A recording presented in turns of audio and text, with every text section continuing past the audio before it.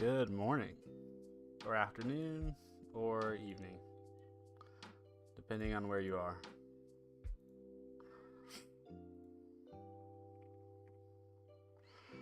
Time for a chill Saturday morning stream.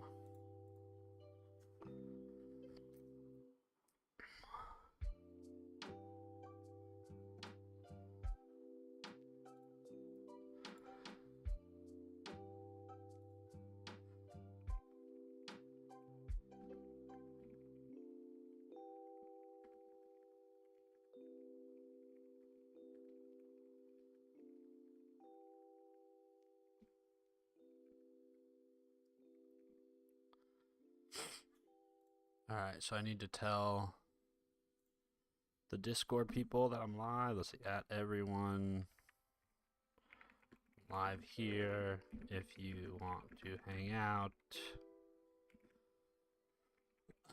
Planning on just working through whatever. Planning on just working through some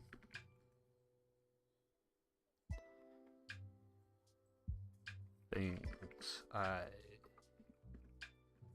wanting to get done.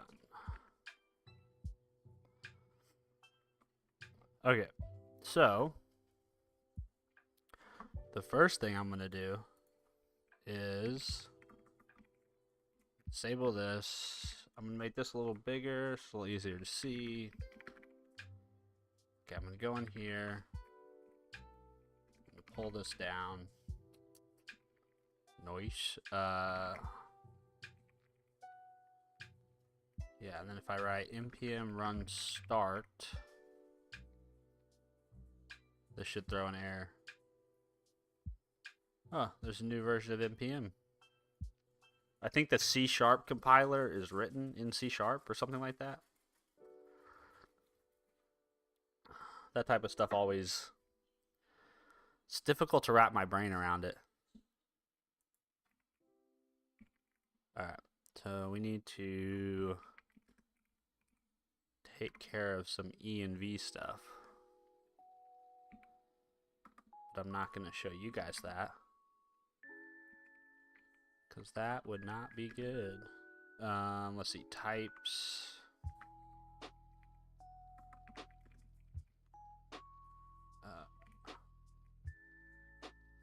So I need these three things. Basically what I'm doing here is I've been wanting to explore this idea of using generators to make paging through things easier. Like, say you want to get a list of users from your Active Directory, or I guess now it's called intra ID. How can you use generator functions or iterables in JavaScript or TypeScript to make your life easier?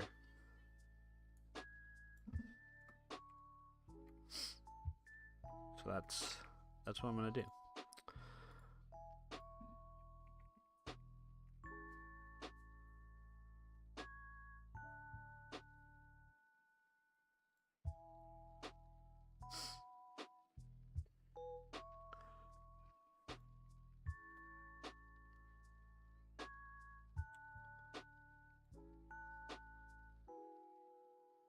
Oh, I also want to excuse me. Let's go to YouTube. Hey, Stefan, what's up, man? How are you doing?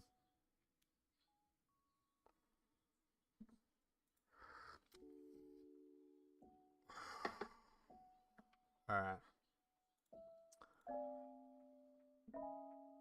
How do people use things in light mode? I'll never understand. I don't get it. Everything should be dark mode. Let me see if I can find. I want to share this interview that I just. Let's see, Free Code Camp podcast. Do they have a YouTube version?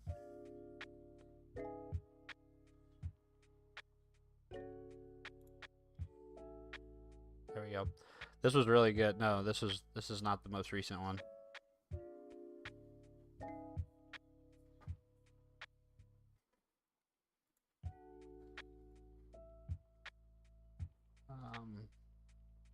Oh, I wanted to share this too. This is really good. Let's see. If you are a C# dev, it's been trendy lately to demonize exceptions and celebrate results. But I thought this was a really great take on how to make exceptions a valuable part of whatever it is you are building. Yeah, that was really good. I watched that this morning. Rochelle, hello. How are you doing? Sorry, I just saw your comment. It's going good, man. We're just having ourselves a chill little Saturday morning stream. Stefan, you like auto theme switching? No, man, no. Everything dark mode all the time. Nah, that's okay. Like, you guys know who Kent C. Dodds is? Let me see if I can. You guys should definitely subscribe to his channel. I don't know if he makes a lot of content on YouTube, but he's super smart JavaScript developer and developer in general. But I think he primarily focuses on JavaScript stuff, particularly React. Like if you've ever used the React testing library or any testing library, or derivative of that, this was him. This is Kent C. Dodds who came up with that stuff. Like even Playwright, if you've used Playwright Dev, Playwright's API is largely inspired by React testing library. But you guys should follow him. But he uses light mode. So if you go to one of his streams, all his streams are in light mode. But no thank you. No light mode here. What did you call me? I called you Stefan, right? That's what your username is now, right? Stefan. Or is there a different way you say it in Serbian? Neo. Yo, buddy. Hello, Neo. How are you? Turtur, what are you doing? I'm actually, right now, I'm getting ready to play around with generators in JavaScript or TypeScript to do pagination. So that's what I'm getting ready to explore here in a moment. But I'm also just hanging out, chilling. Turtur. So we're just having ourselves a nice chill Saturday. I'm probably gonna code a little. I'll probably bounce around and talk to you guys a little.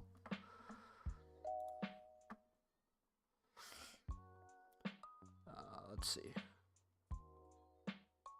What was I oh, I know what I was wanting to do. I was wanting to go to the Free Code Camp podcast because I just finished listening to this morning, the latest episode. It's great. It's with a guy named Jason Langstroth, I think is how you say his name. Langstroth.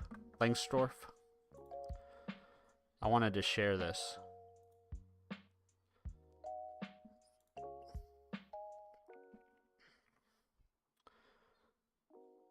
Turtur, can you generate infinite electricity with codes?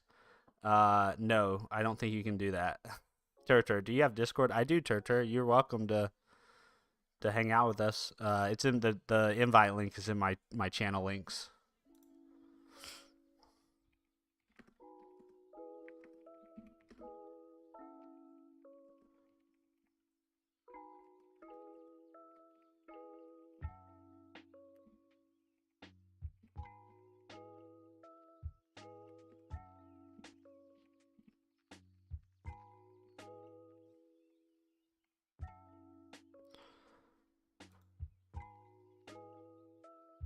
To my 40-some Blue Sky followers. I don't have very many followers on Blue Sky. I also want to share it on LinkedIn.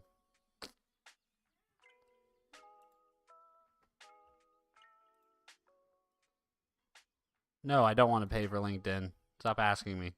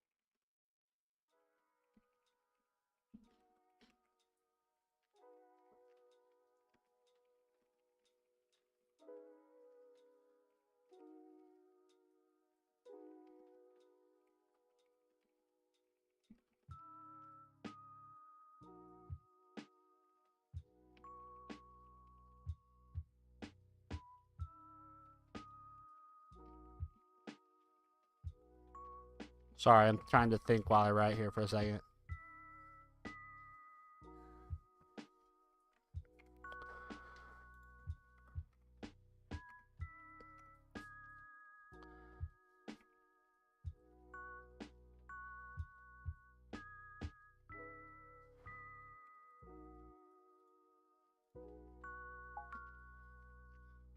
All right, back to some other stuff here.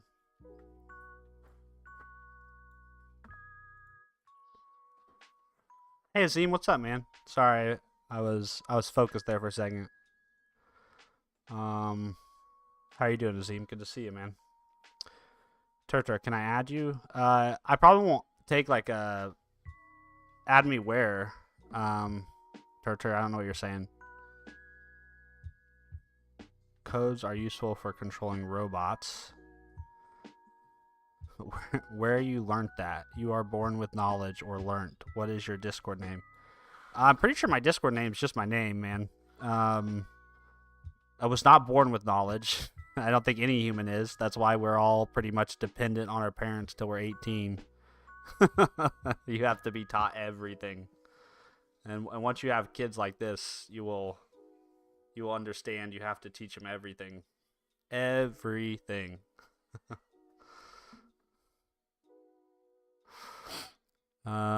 Mariki Martins. Yo. Is it Python? What do you mean is it Python? No, I'm not I'm not going to write any Python today, or I don't plan on it at least.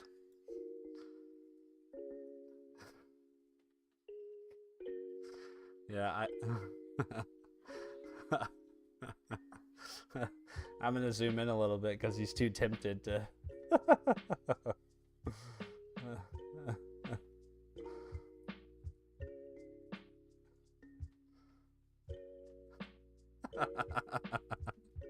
do you do you enjoy being on camera?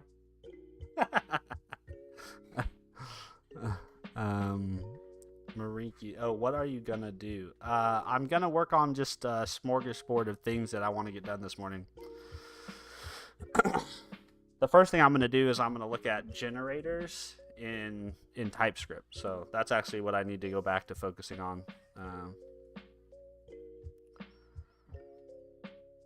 A deal. Could you provide a rough estimate of how much a bookkeeper might earn? I'm starting out as a freelancer and would like some insight. I don't know anything about bookkeeping, man. Sorry, Adil. I've never worked as a bookkeeper. The only bookkeeping I've ever done has been for my own businesses.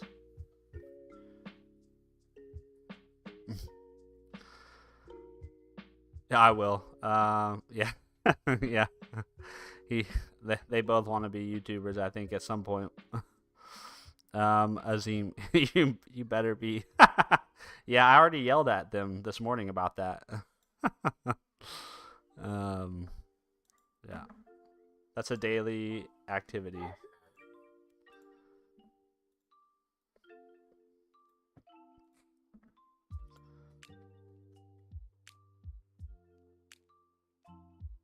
Okay, let's see. So I need a tenant ID, which I already have. I just need to copy and paste that into my env file. I'm doing some stuff off screen so that, like, obviously you don't want to be sharing your secrets on stream lest you desire to be hacked. Okay, so that should be everything I need from a secrets perspective.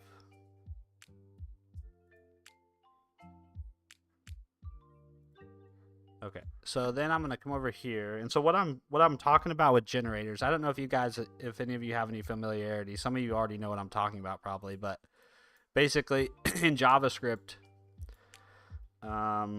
there's this idea of generators and iterables. Iterables. Or iterators. And basically, they're these constructs that you can use to perform iterations.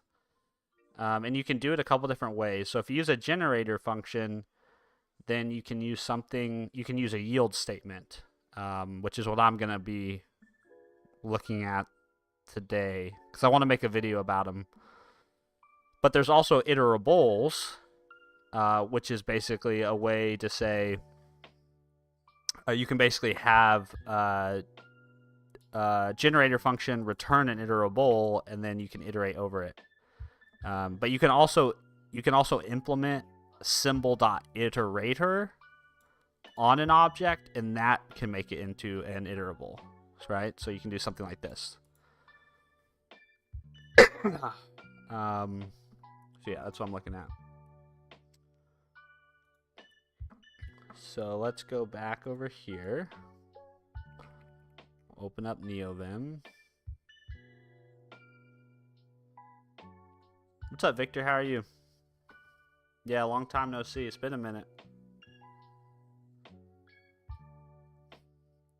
Thank you for stopping by the stream. Appreciate you. Okay, so if we go in here, where is I? I'm in the MS graph. Okay, so this you can pretty much ignore. This is just so that I can get an access token. But what I'm really interested in is I'm going to return an object that has this get users function. And what I want to do right now, what I'm doing is I'm basically just turning an endless list of numbers. So if we go to index, okay, if we open a new tab, you'll see. Basically, this will the only thing this function does right now, it just returns like an endless amount of numbers.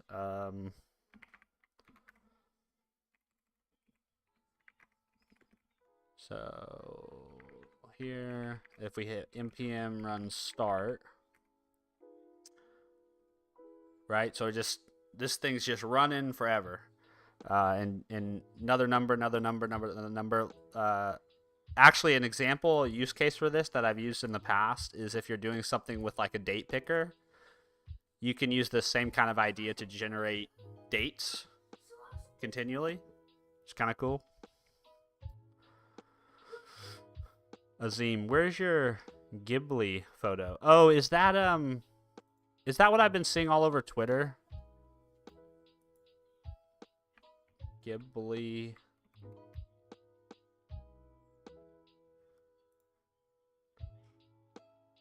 Yeah, I've been seeing this all over Twitter. People have been like generating pictures and profiles. Is there some sort of AI thing that does that? Victor, back to TS. For right now, I am. I want to make a video about generators in TypeScript and how you could probably leverage them more often than not if you're working with APIs or you're doing anything with pagination. It could make your life a little bit easier, or at least abstract away that pagination. Never have to write another pagination algorithm again. Just use generators to do it for you. I don't know what that guy is saying with the weird Cyrillic username and Cyrillic text. I don't know what he's saying. Stefan went to bed at 5:30, woke up at 9:30. Haven't felt this good in a long time. Dude, you slept 4 hours and you still feel good? Well, kudos to you, man.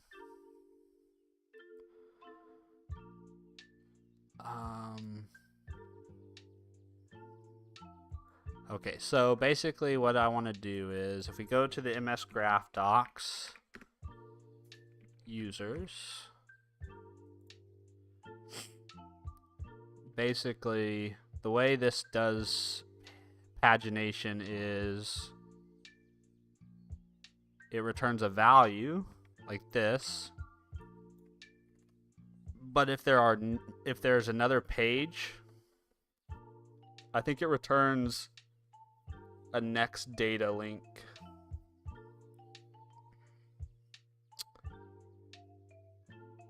Let's see.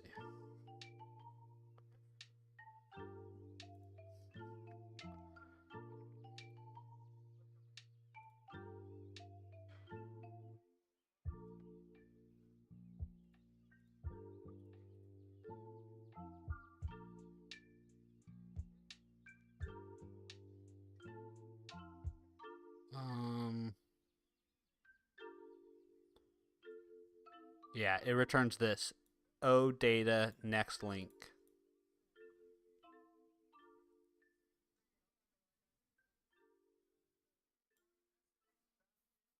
So basically I need to check for the presence of this property, and if it's there, I need to keep fetching.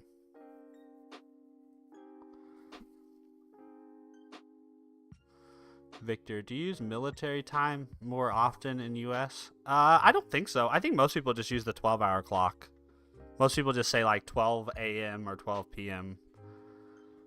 When I worked, when I was a medical scribe though, and I worked in the emergency room in college, everyone uses military time.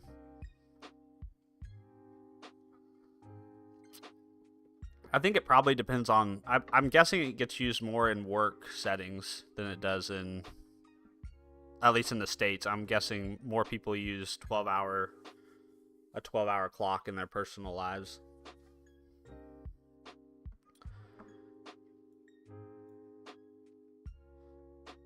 All right, so first things first here. Let's actually implement getting a user.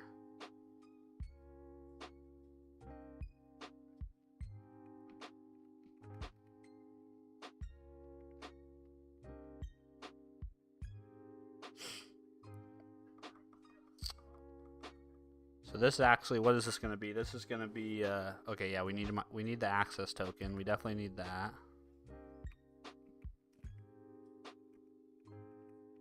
And then I'm going to use a do while. I think do while constructs make more sense when you're doing paging logic. Okay, so this is not going to be true though, but just to start with, actually let's say false, and it'll just run one time. Okay, so the first thing we need to do is we need to get a user response. So we'll say const users response equals await fetch.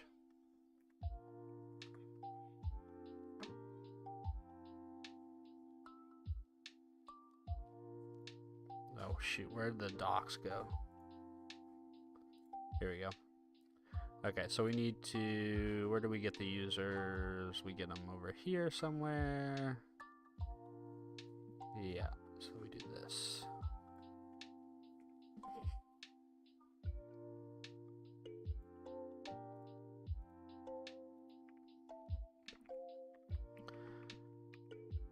But we need to provide a bearer token here.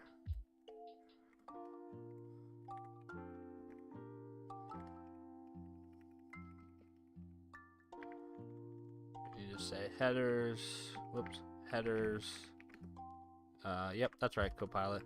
Okay, and then we'll say if user's response is okay. I don't think this is what I want to do, but for now, I'll just fail. Then we'll say user's data. And then I'm just going to console log this a moment.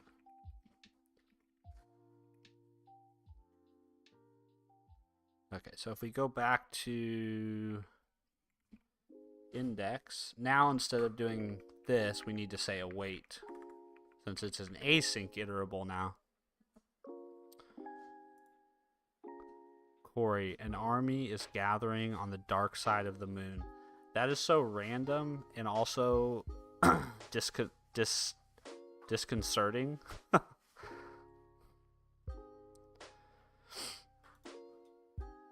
Victor, I'm not never mind. I'll let Stefan answer that. I think he just wanted to make it more closely or better aligned to him, but I'll let him answer that question. All right, so if I run this, let's see what happens. I'm expecting this to, yeah.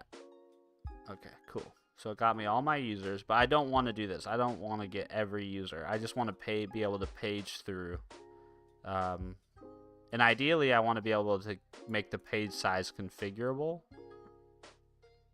So, okay. That worked. So this is the shape of my...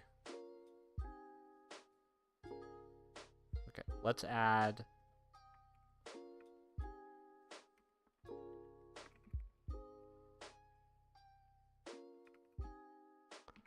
Let's add a parameter here. This is going to take in a page size. And let's see, this will be a number. And by default, I'm just going to set it to 1.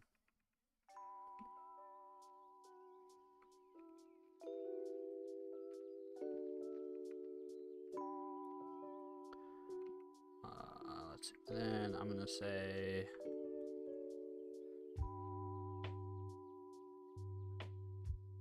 Let's see, const URL. Yep. Thank you, Copilot. Copilot's on top of it today.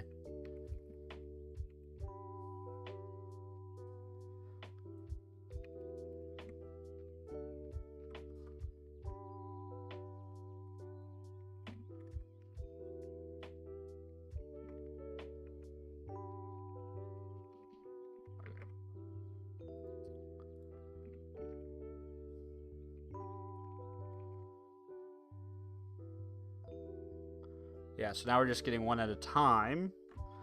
And now we have this here. So that tells us there's more pages we can get. So now I just want to...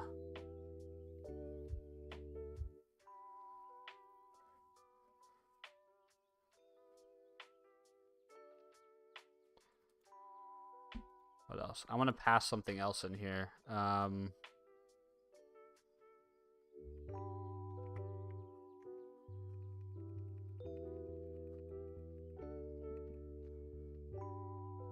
Well, no. Here, what I want to do is I want to yield users. Oops, I didn't spell yield right. Yield users data dot value. Right? Is it dot value?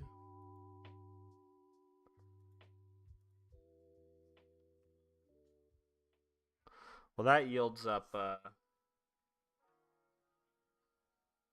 an array.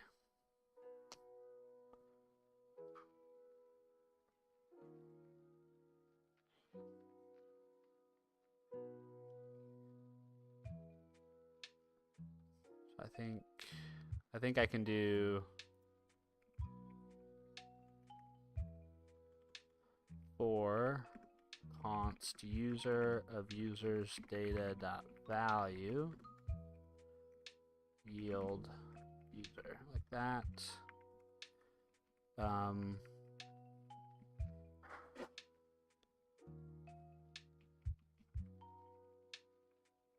And then I also want to have something here that says let next page URL.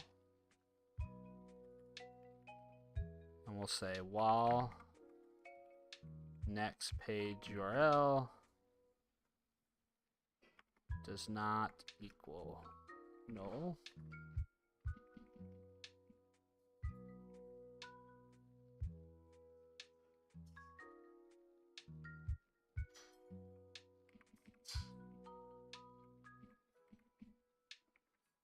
Actually, I'm going to make this undefined. Undefined. And then I'm going to make this while next. I don't want to do the assignment there. I just want to do that. I'll do the assignment here. I'll say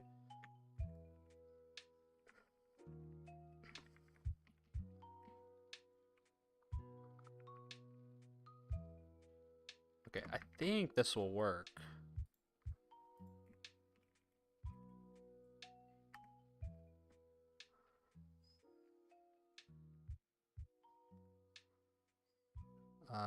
But it's running endlessly, which is not what we want.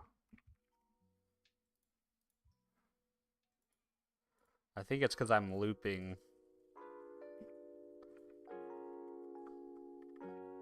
Let's see, let's try this.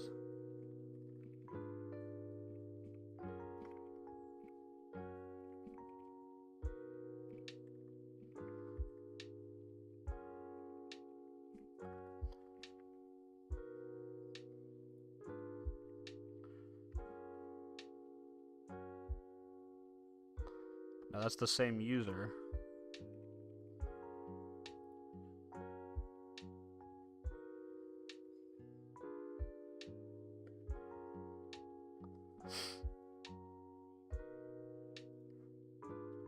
Alright, so what am I doing wrong here?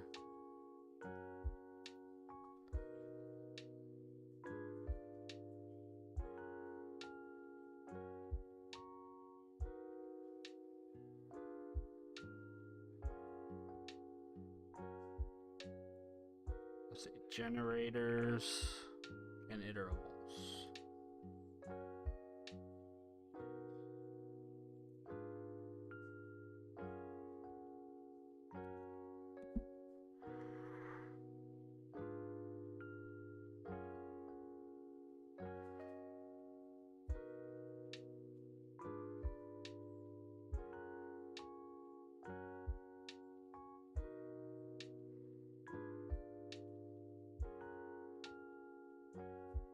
Oh, that's complex. I didn't know you could do this.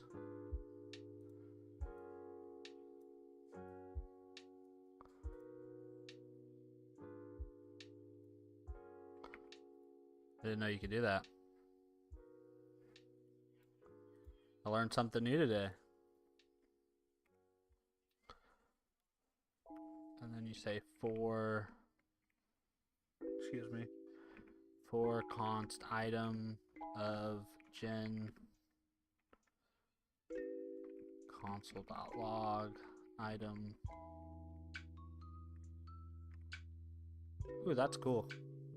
Okay.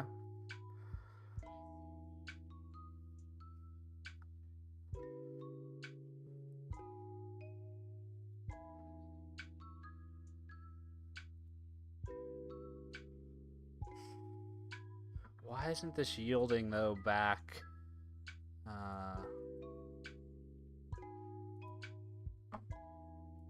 What I'm expecting.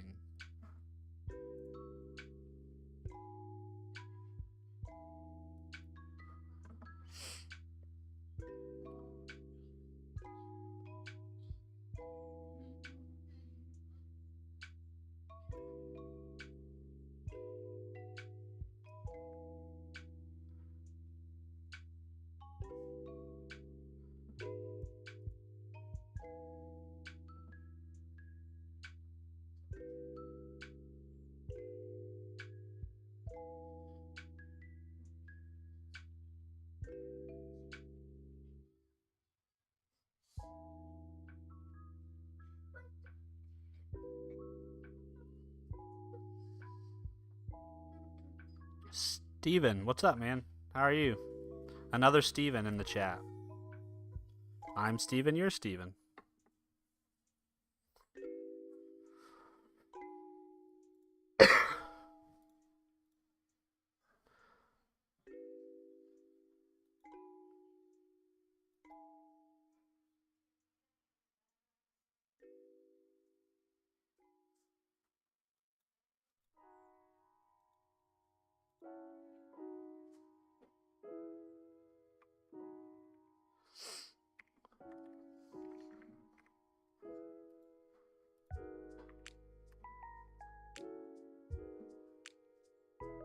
Yes, this is the same guy over and over and over again.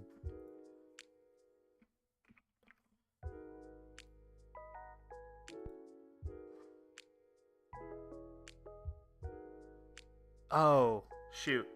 I know why. Okay, so I know why, right? Because look, we're not using the next page URL to fetch the user. What that means then is we want to say the first time we iterate through here, the next page URL should be undefined. So we need to check. We basically need to say if next page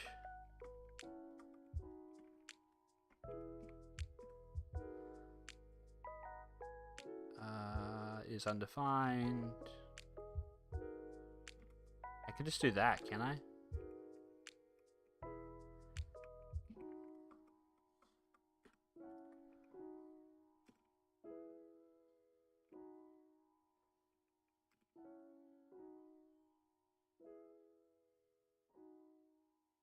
Oh, is that not a thing in JavaScript? Am I thinking C#? Null coalescing JavaScript?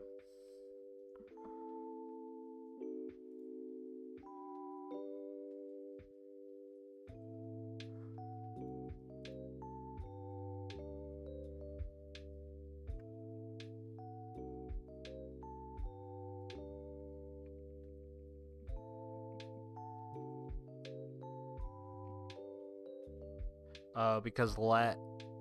Oh yeah, okay, so this should be string or undefined.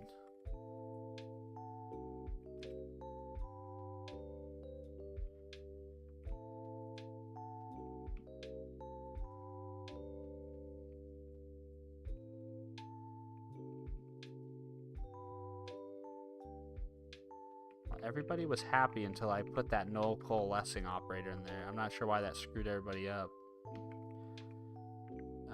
Okay, we'll just do it the longhand way. Next page URL equals does not equal undefined. Then we use the next page URL. Otherwise, we use this.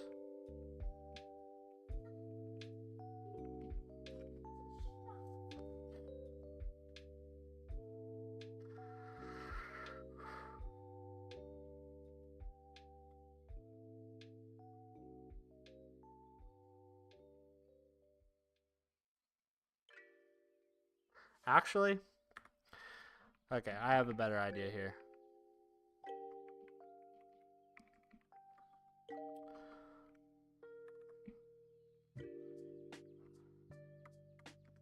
This is gonna start off being this.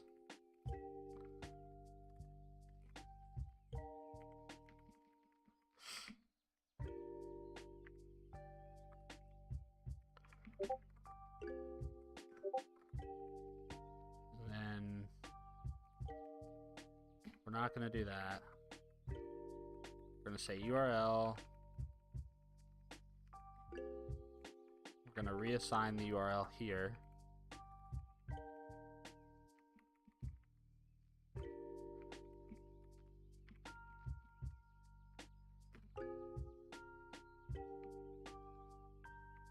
Does this take a... No, it doesn't take a generic. Okay, so...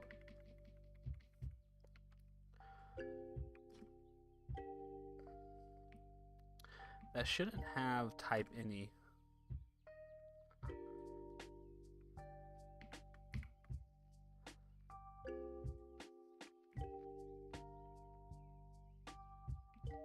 Because we should know fetch returns a response.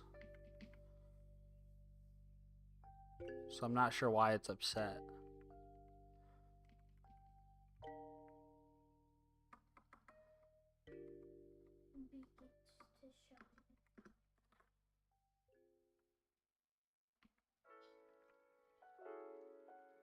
Huh. Now it's happy.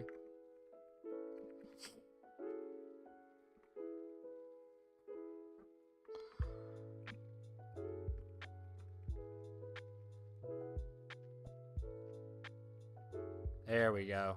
Look at me. There we go. I figured it out. Okay, so I think this is cool. I wanted to figure this out because I want to make a video around it because I think this could be really valuable for people. Because you could theoretically, if an API you're talking to has similar has the same pagination across endpoints, you know, you could build some sort of generic pager using generator functions, and then just use generics to type your data, which is kind of cool.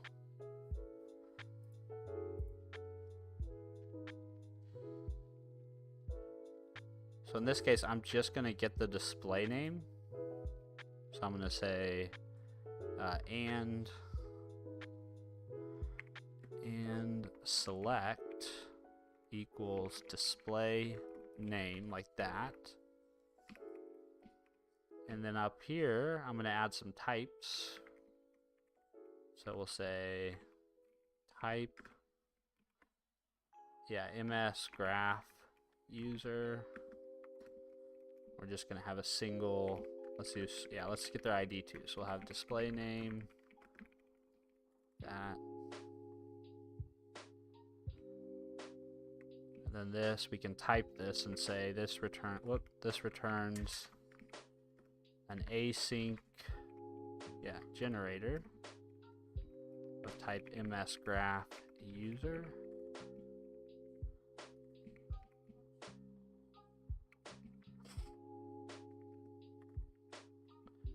And then in here, instead of just display name, we can say ID.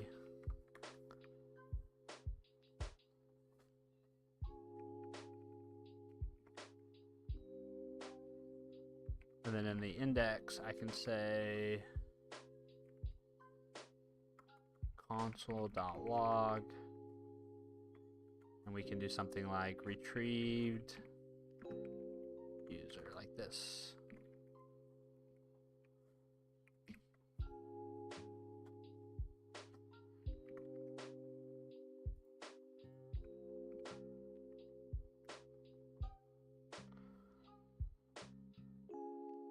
Nice, nice. Let's see.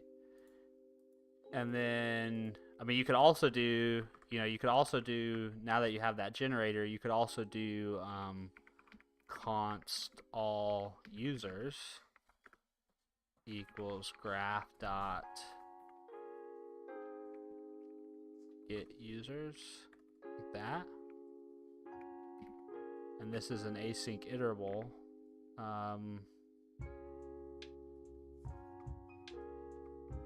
So I think you could actually do, can you use the spread operator on an asynchronous? Okay, so you can't use this spread operator on that. But that's okay. Yeah, I like this. Like, I like this much more.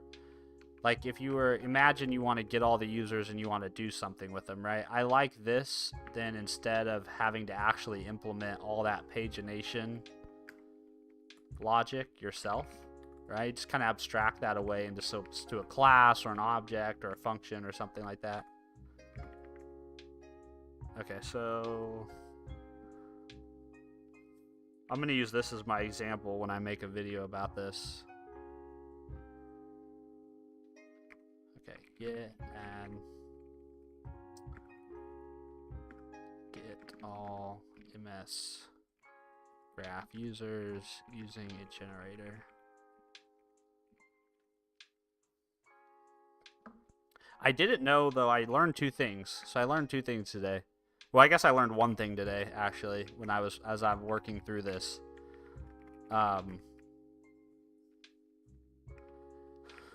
So if you're inside a generator or an iterable, a generator, or you're implementing an iterator, you can do this, right? So you can say yield star. And so because this is coming back as an array, you're basically saying, saying delegate to delegate from this generator to the iterable that is the array of users, right? Which means that even though this API response returns an array of users, I can basically, if I page over this 3 or 4 times, right? So I should have 3 or 4 arrays of users. I can actually flatten that, which is kind of nice.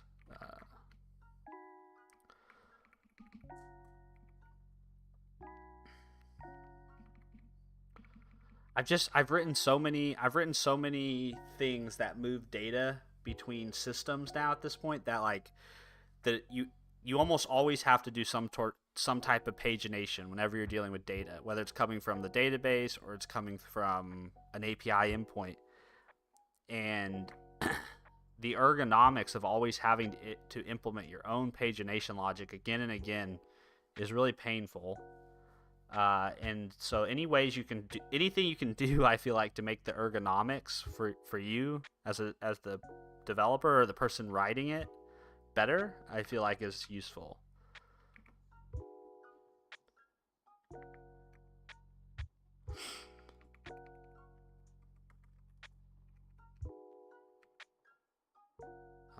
What was I gonna do? Oh, I was gonna also try. Okay, so I can also do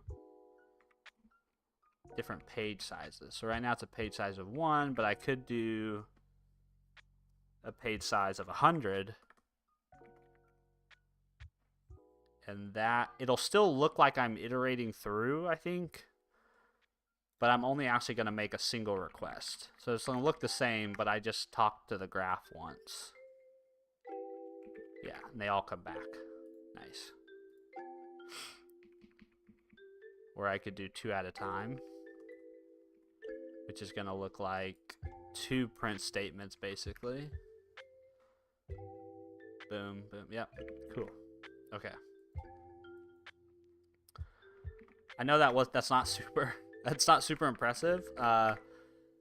But whenever I want to make some video about something, I find it helps to first think through what it is I want to present and talk through it on stream, and then it makes it much easier for me to film kind of a one-shot take. Okay, git add git commit feature. Get all users using generator. Did I already commit this?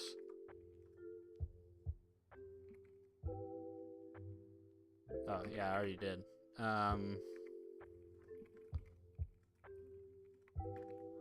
Let's see. Add comments. Okay. Well, that's task number 1 I wanted to get done today. I don't know if anyone's still here at this point, but that was task number 1. Corey, how are you doing, bro? Hope all... Oh, sorry, I missed that comment. Corey, I'm doing well, man. Yeah, and all is well. I'm healthy. My wife's healthy. The kids are healthy. So it's all icing on the cake.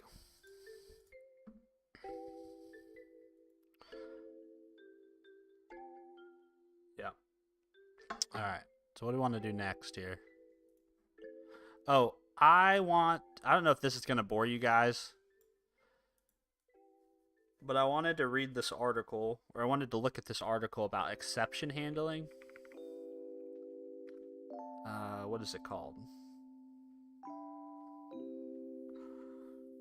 The name of it was like exception handling, boneheaded.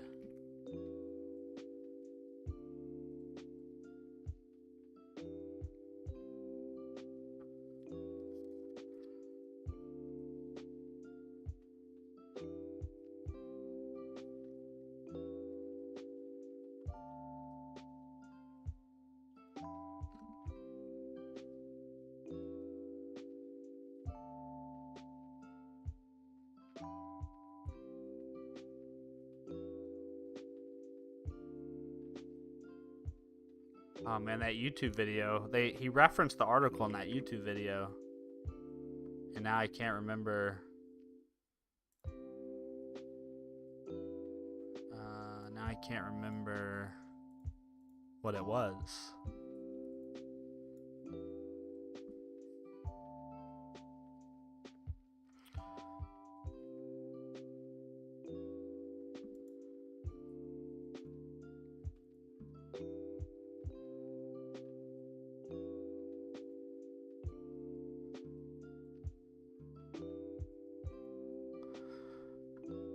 Oh yeah, this is what it was called. It was called 4 Exceptions of the Apocalypse is what it was called. Apocalypse. Eric Lippert.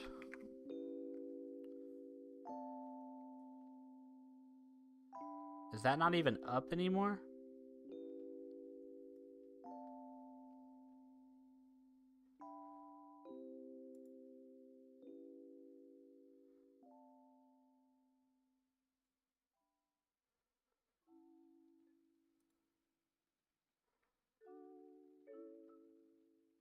Oh, it's called The article's called Vexing Exceptions. There we go. Man, this is from 2008. So I'm pretty sure this guy, Eric Lipper, I think he wrote the C# compiler.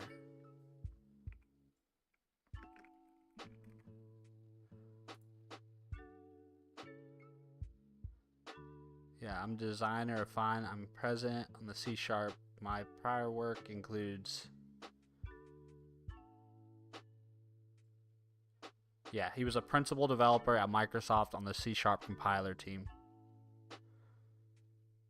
So yeah, he should know a thing or two about exceptions.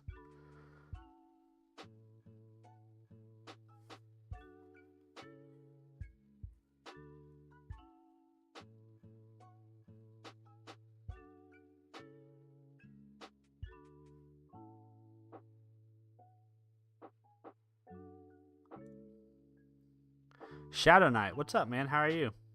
How are you doing? Thanks for coming back by the stream. Appreciate you.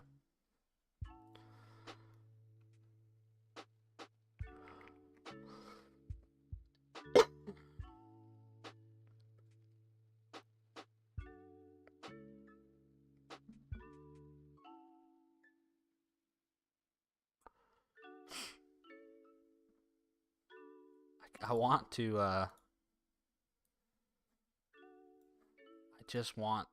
I just love the way this information was presented about how the best way to deal with exceptions.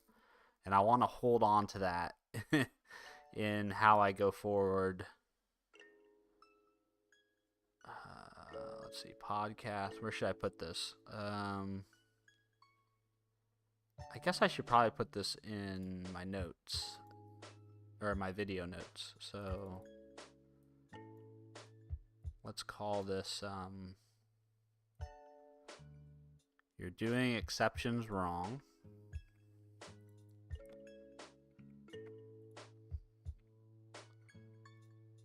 And well, this is by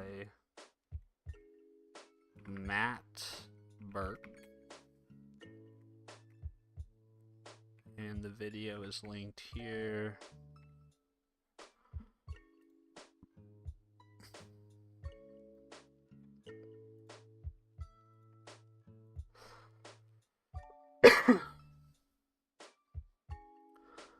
Karthik Kiran, keep going, bruh. Hey, man, I appreciate the encouragement. I'm gonna keep going. I'm gonna keep trying to do this. Okay, so then I'm gonna make a new note for Matt Burke here. This guy, he has a website. I think it's mattburke.dev.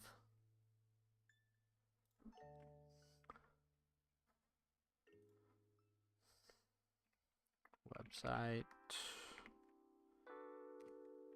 This is my favorite part of Obsidian, is this ability to like connect people to things I've watched or read, and then it's interesting because then over time I can see this like web of like how this person's ideas influences other person's ideas, and how like it's my favorite thing about Obsidian is that the relational network between your notes. Oh, and then he also has a LinkedIn. And I usually do this with like anybody whose stuff that I kind of fuck with. I will take down their website. I'll take down their LinkedIn. You just never know, right? You never know. Maybe in the future you have a need to reach out to somebody who knows a thing or two about exceptions, right? And you're like, oh yeah, I remember that video. What was that guy's name? I'll send him a message on LinkedIn.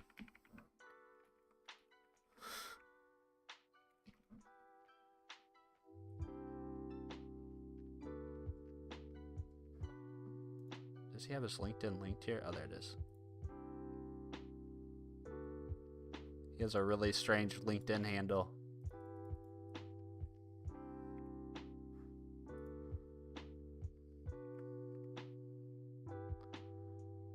Cool. And then I'll go back and add my notes here, but he talked about this article.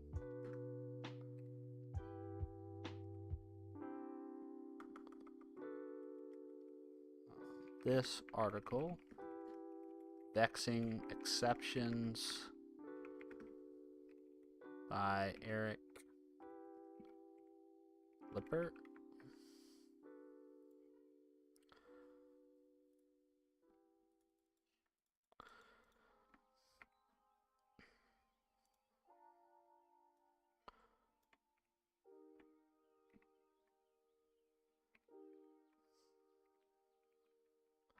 You know, there was a time in my life where I didn't see the point of Markdown.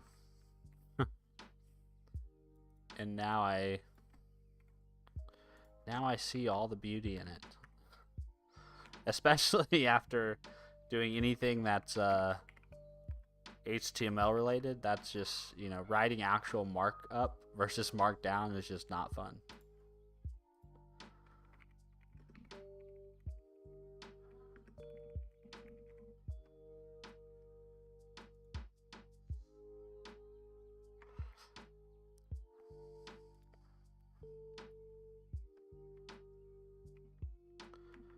Okay, cool.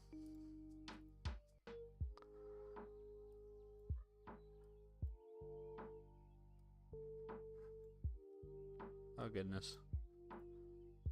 All right, now I need to clean up my notes here. So this is for people.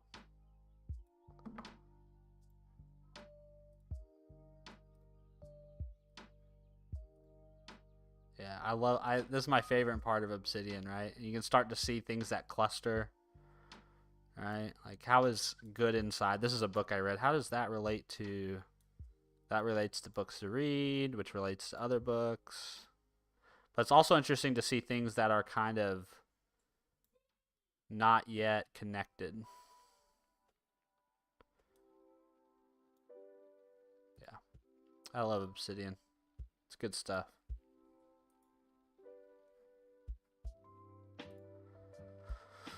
All right.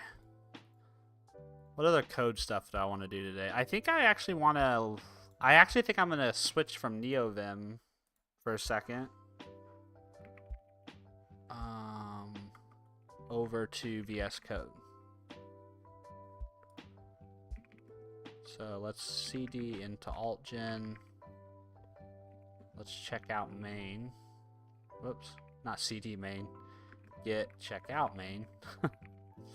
Git pull. Let's do git branch. Git branch delete.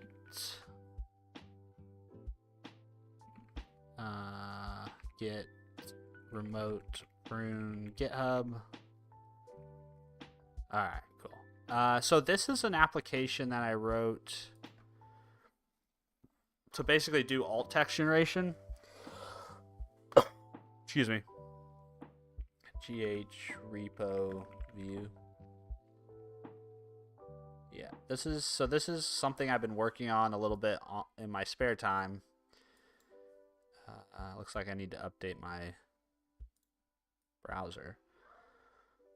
But I want to add, so right now this application basically has a REST API that's deployed out publicly that you can hit with some information, and you can basically have, right now you can just have Gemini, but I'm eventually going to add support for Gemini, Claude, and ChatGPT. Generate you some alt text for an image, and right now I just have a console app to do it, but I want to add a web app for this that I can use from my phone or from my browser, and I think I'm going to do it in Blazor, but it just needs to be really simple, right? So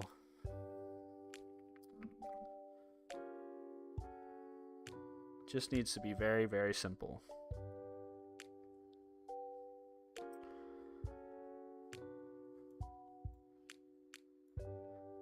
So I'm basically here, but I'm not going to use Vue or React. I guess that's what I was thinking originally. I think this is just going to be a Blazor app.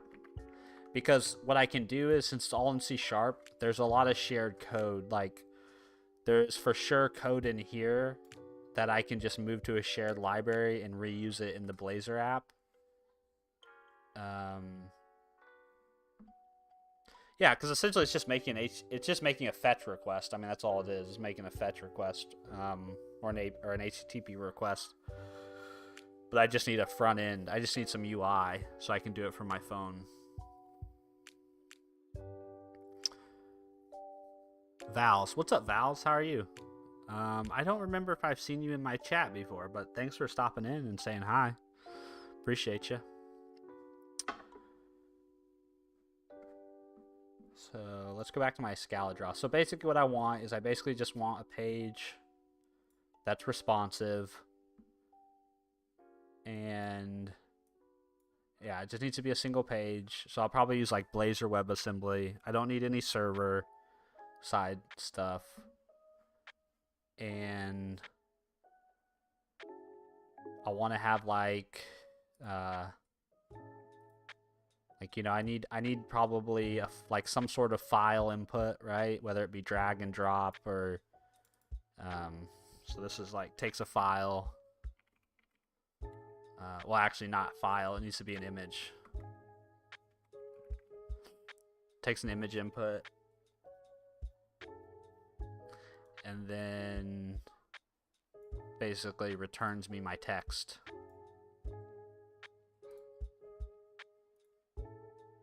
Whoops. Generated alt text. And maybe like a copy button or something. So I can just copy it. Copy button. And then maybe I have like a regenerate button here if I don't like it.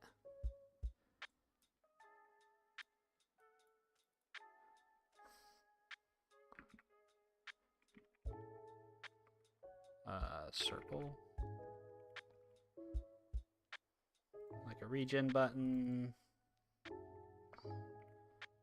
Clipboard.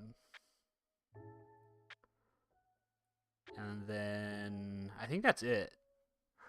Oh, so the one thing that my console app does. So actually, let me download that real quick. So let me get this guy here.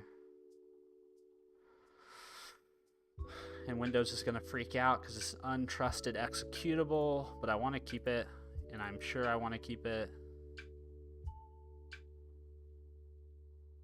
Let's see, open file. Oh, no, I don't open file. I want to open the directory.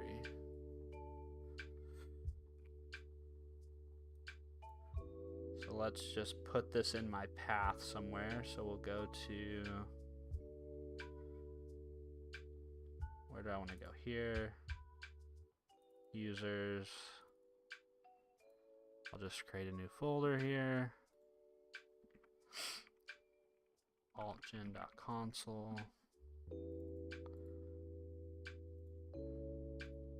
Create a bin folder.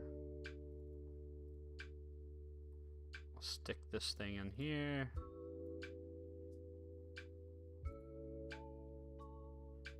Just gonna rename it so it's a little shorter. And then now let's delete that here. And then I'm just going to put that in my path.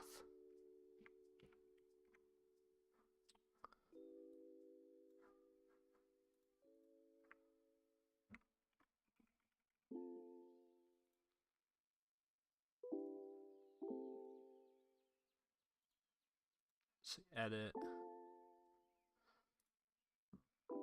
Excuse me.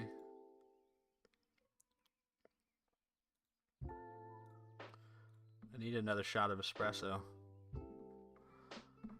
Okay, so that's in my path now. And if I start a new terminal here, disable, make this a little bigger. So now I should be able to type alt gen -- help. Okay, so yeah, so this is the console version of this. And the console version of this helps me by allowing me to add configurations. So I can actually set up providers. Gemini is the only one though that is valid right now. So if I do alt-gen add and I say Gemini key, that then sets me up to where I can say alt-gen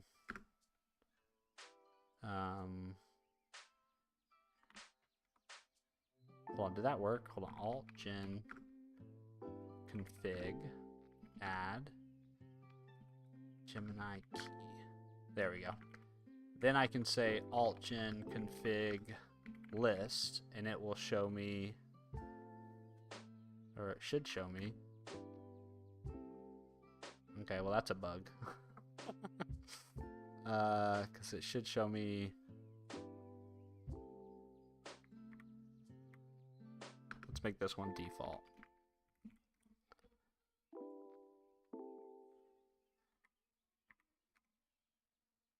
Huh. Wonder why there's no settings being generated.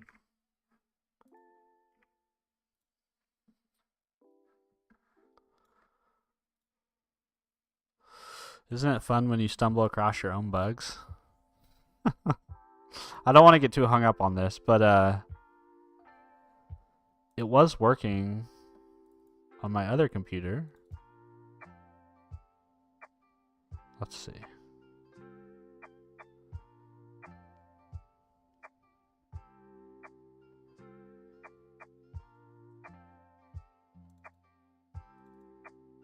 Okay, so it did generate an app settings file. Yeah, so it generated the right settings file, but why is it?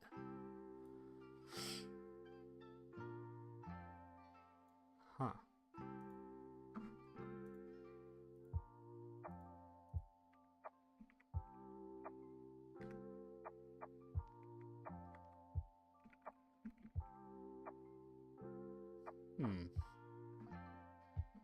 Okay. Well, we need to add a bug record to my own thing.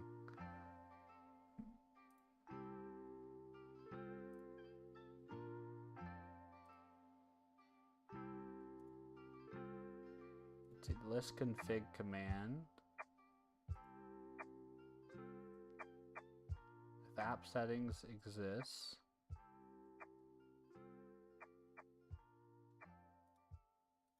So this is where it's hitting.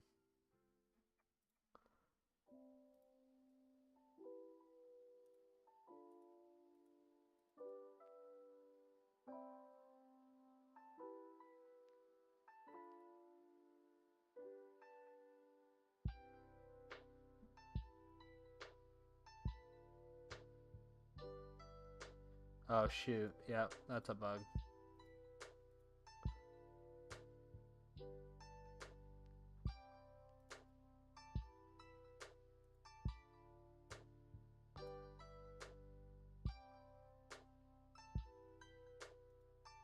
Let's see.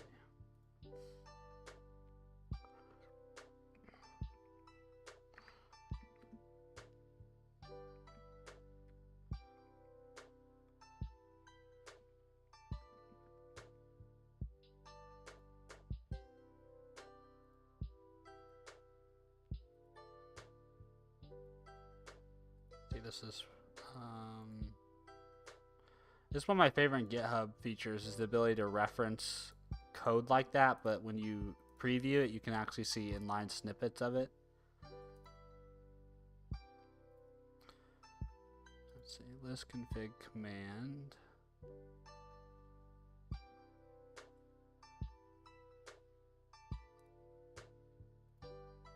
Goes from line 8 to line 11.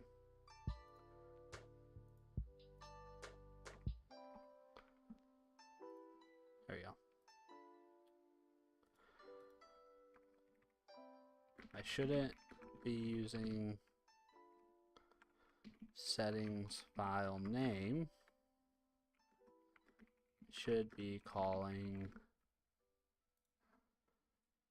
get settings path.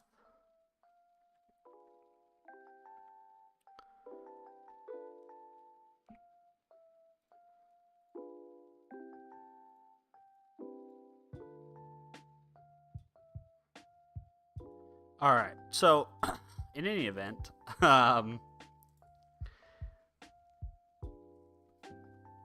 where was I?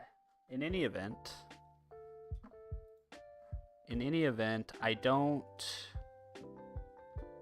Right. So I added this ability to do this configuration option on the console project because every time I call this, I don't want to have to pass a key or pass a provider. I want to just be able to call this application, give it a file, and if there's already providers configured, just use the default one. And so in the web app, I probably want this similar type of idea. There it is. So I probably actually want like a gear icon, maybe. Let's see.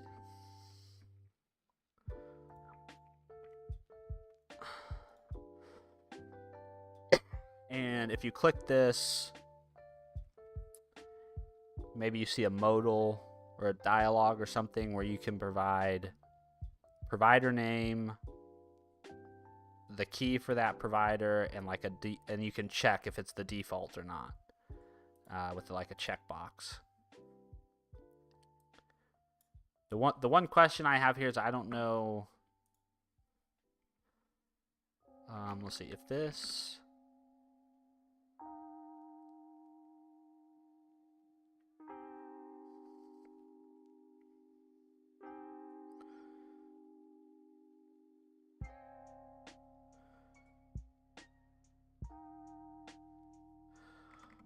See, this will be all client side.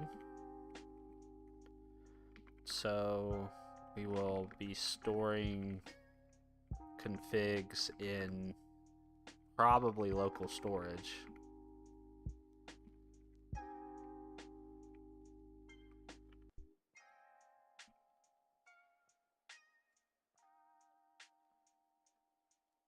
But is there a safer way?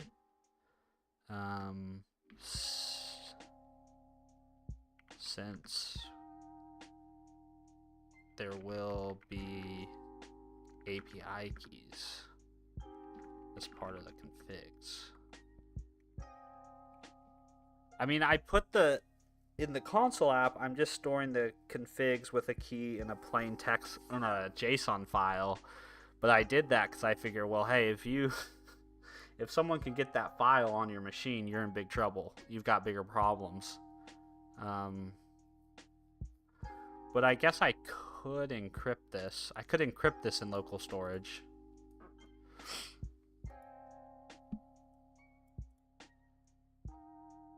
Like if I didn't want it to be in plain text, I could encrypt it, I guess. Ducky Dev. He. I don't get it. I don't get the reference, Ducky Dev. Okay, well, I'll figure this out. I'll figure this out after the fact, because this isn't really important at the moment. But maybe I should encrypt this in local storage, and maybe I should encrypt the console's config file, too.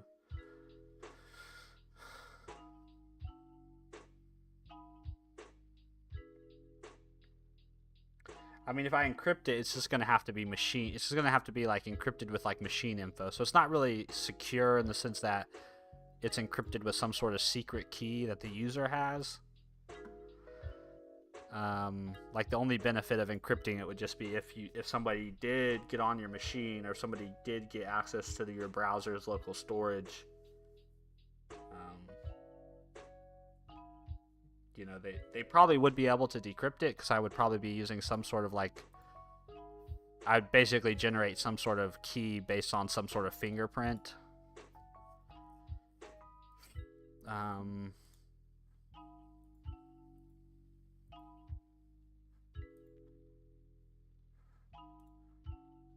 Let's see.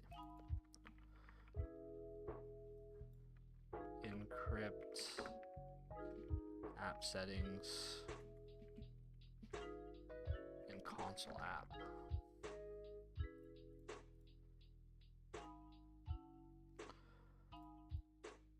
Currently, the console application generates an app settings file and stores provider configurations there. This file is in plain text on the user's machine. Obviously, if someone nefarious can access a settings file on your machine, you've got problems.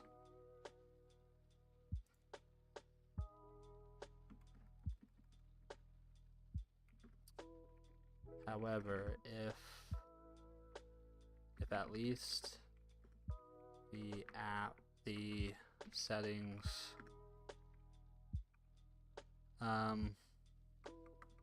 you've got problems. But if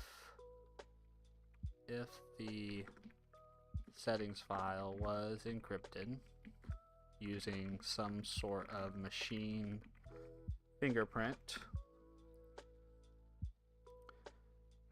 it could add a layer,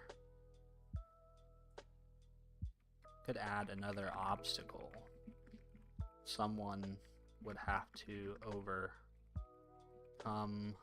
to make use of the keys.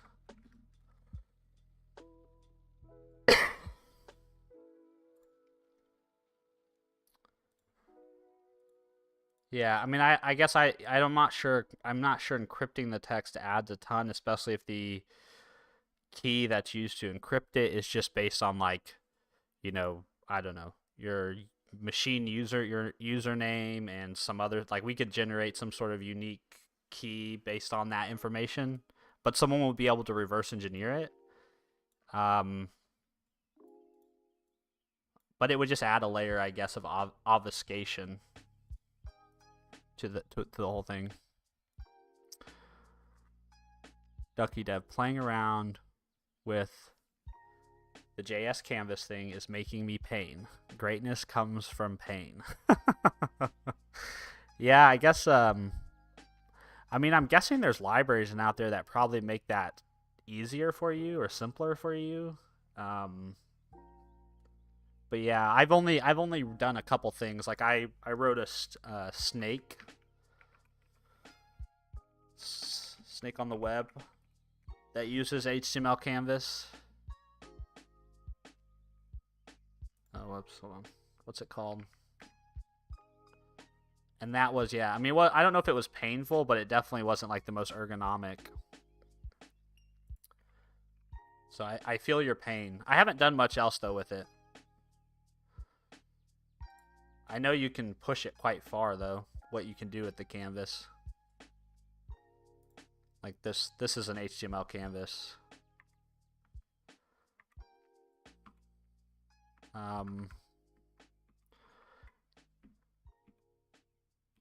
Yeah, I'm not sure. I just haven't spent enough time in the HTML canvas world to know if there's libraries out there that maybe add some wrapper API for convenience. Or maybe there's some wrappers and some front-end frameworks that make it a little easier. Oh man, I'm dancing around this thing. But yeah, I feel your pain, man. Let's see.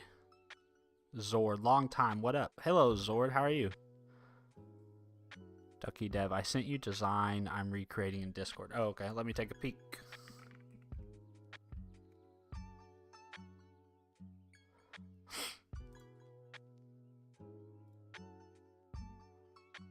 Oh, that's cool. So you're gonna do that all on the canvas, though. Interesting. Why on the canvas? Because you're building a game, I guess. Is that why? I don't know. That might be one of those things that might just be easier to overlay on top of the canvas, man. This is what Ducky, you mind if I show this on stream?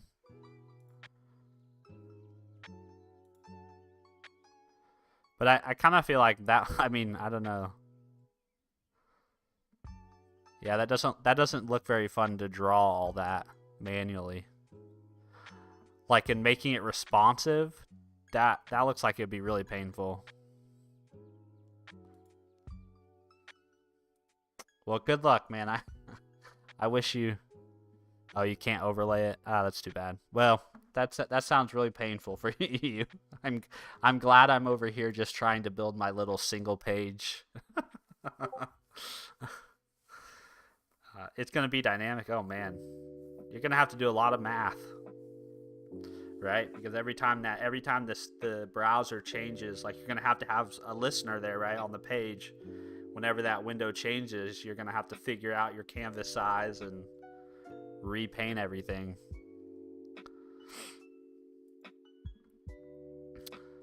Good luck with that. Okay, so let's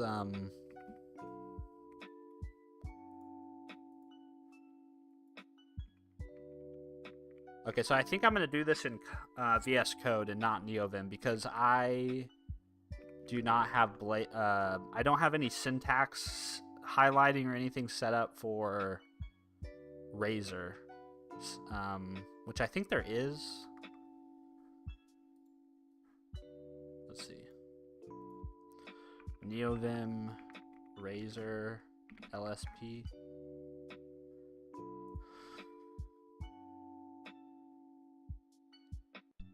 I like this about. It says, hopefully, support for Razor LS in NeoVim.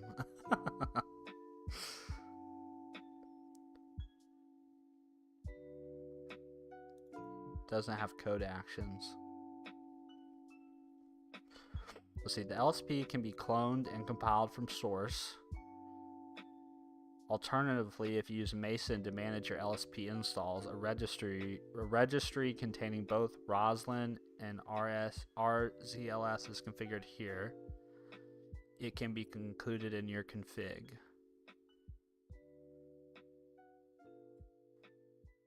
Oh, this uses Roslyn. And I don't use Roslyn right now. I use OmniSharp.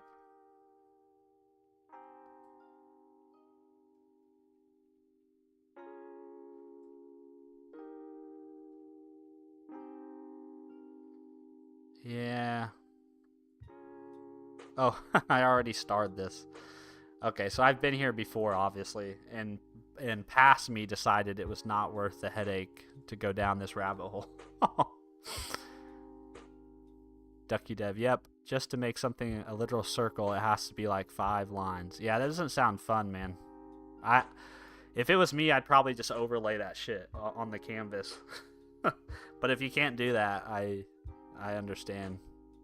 So, I'm wishing you all the best of luck.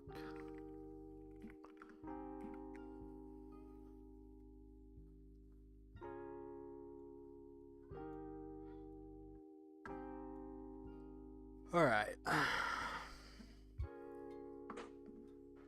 haven't been in VS Code in a minute, so I'm guessing I need to update some stuff.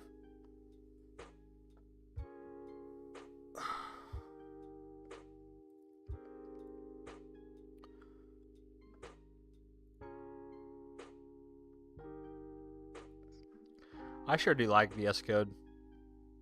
Sure is a good editor, man. Let's see.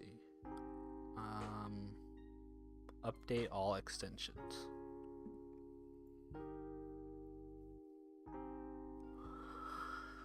I think I'm gonna go get another espresso, before I start on this second task of mine. Let's see. Be right back. Went to get coffee.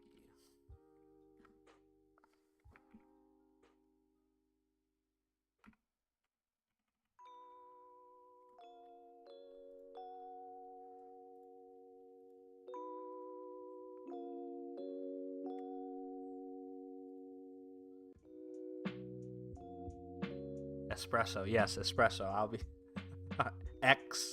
espresso. Okay, I'll be right back. When I come back, just remind me I'm muted. Otherwise, I'll forget.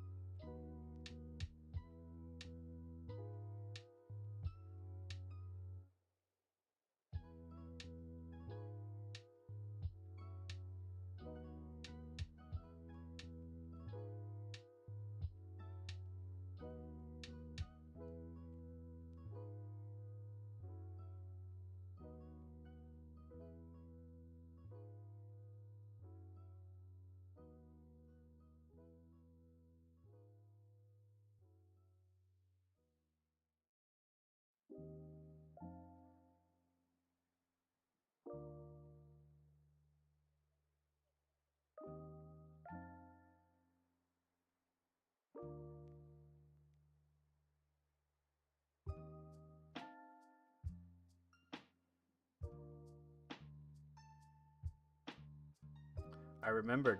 I remembered to unmute myself. A win is a win.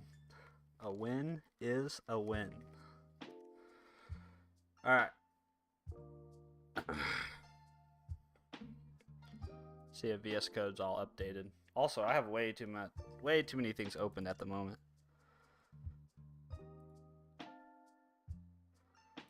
Don't need that. I don't need that. Thanks for reminding me, Ducky Dev. I did secure the goods. You like my little it's a Grinch coffee mug.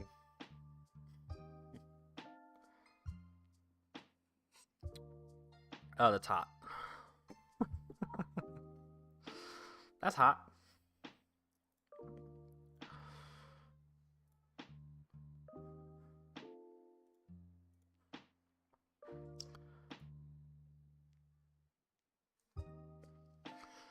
All right, I'm sure there's people who are going to say that, like,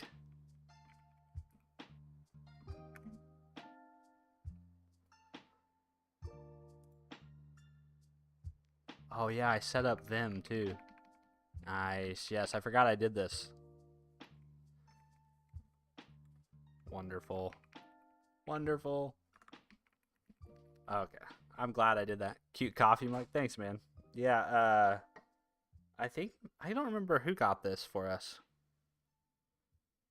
I think it came in like a set or something or other.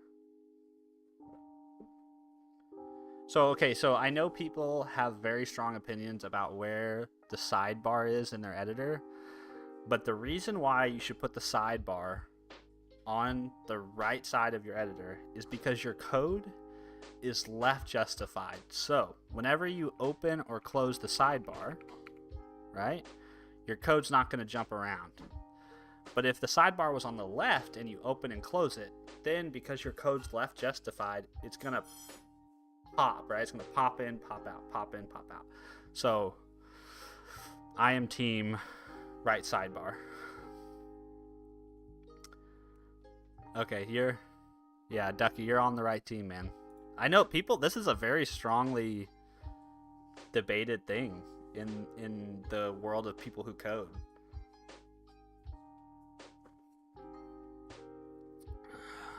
Okay, I don't actually want to do anything with program.cs. Hold on. Let me turn my camera down a little bit.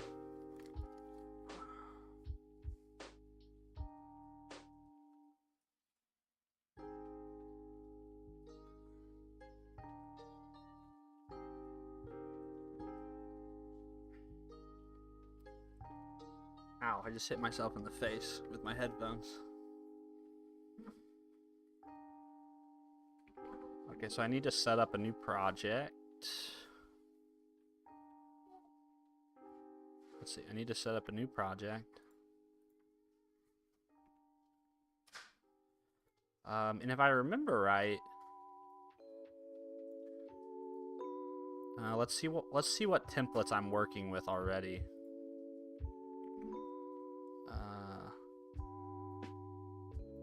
Let's see, .NET new. I think it's .NET new list.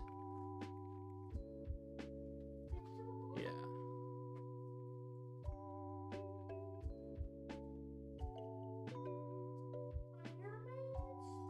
I'm looking for Blazor stuff. Okay, here we go. So we have Blazor server empty, Blazor, which is the new.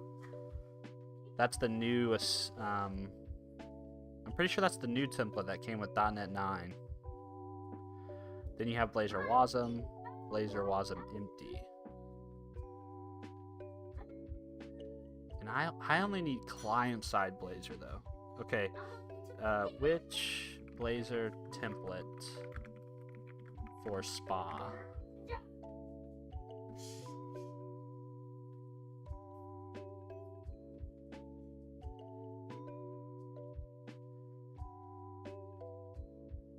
I think I just want the empty WebAssembly template is what I want. This one. Blazor Wasm empty.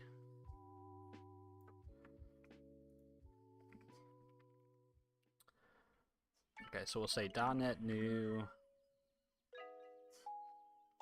Blazor Wasm empty. And what are we going to call it? I guess we'll call it altgen.web. That's what I'll call it. Blazor Wasm out. altgen.web.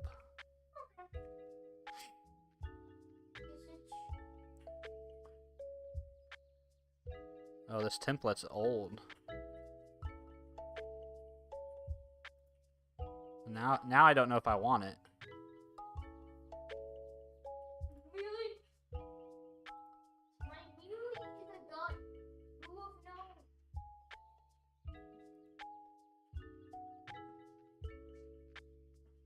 Okay, what about .NET new Blazor -- help? Dude, I got. Sorry, Ian.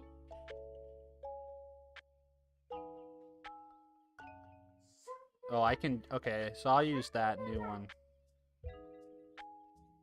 Okay, so remove altgen.web. Hey, Kai, just a little quieter, okay, buddy?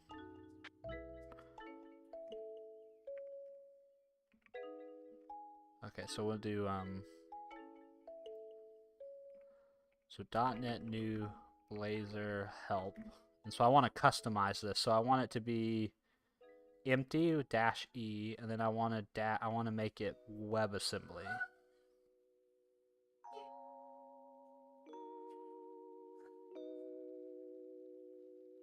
Okay, so .NET new Blazor alt gen.web. I think WebAssembly. And then -e. Oh crap, I created this in the wrong freaking directory. Gosh dang it. Yeah, there. My youngest, he has a VR that we bought him for his birthday that he loves to play. It's actually a lot of fun. If any of you guys have used the Meta Quest headsets, they're actually really cool. Let's see, remove.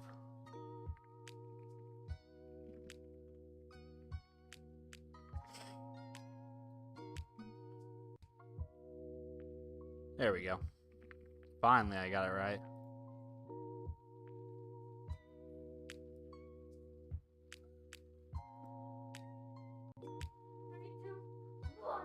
This has like two different. Oh. I don't want this. Because this basically gives me two different applications, huh? Or two different projects.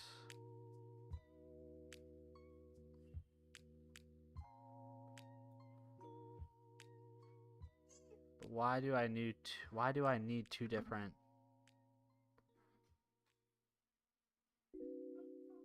I remember reading something about this, and now I can't remember. Let's see. Blazor, Net 9, WebAssembly, two projects.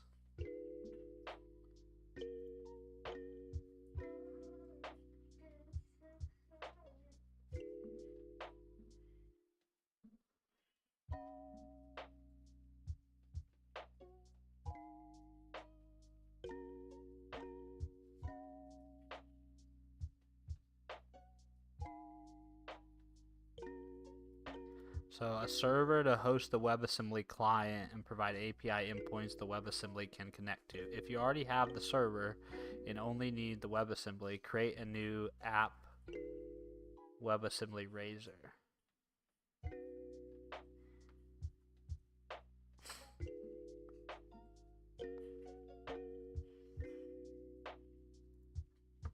Okay, so can I just delete this guy?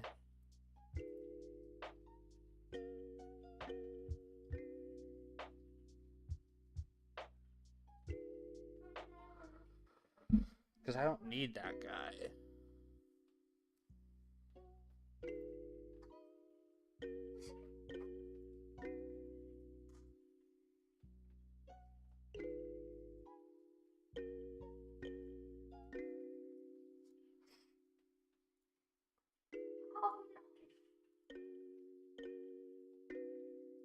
I just don't want to deal with two different projects. That's why I'm being fickle right now about this, but I just don't. I don't want a server to host it. I just want to use this.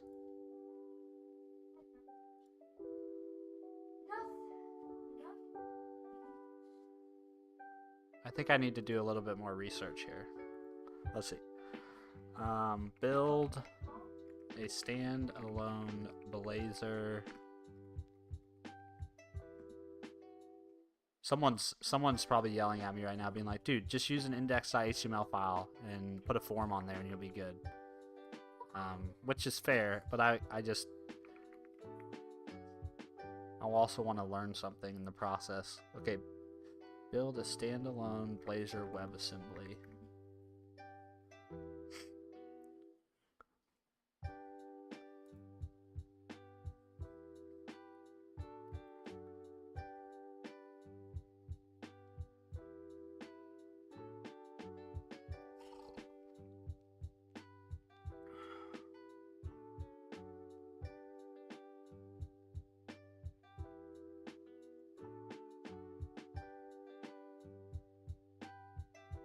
Okay, so how would I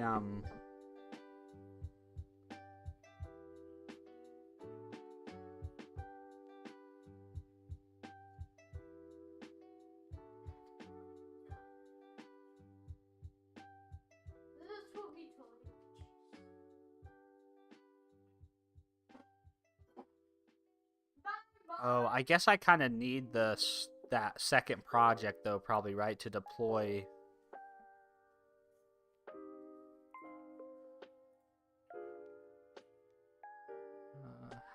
Let's see.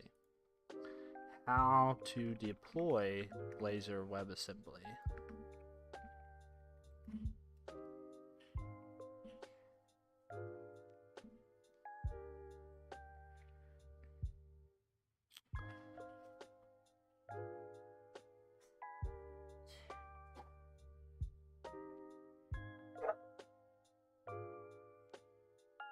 I've never actually done this with a I've never actually used the Blazor WebAssembly and actually deployed it.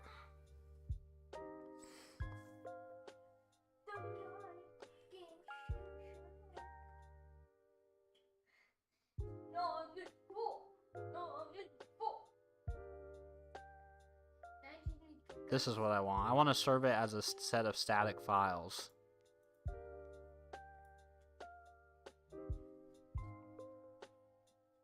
So standalone deployment assets are published into either bin release www root or bin release, depending on the version you're using.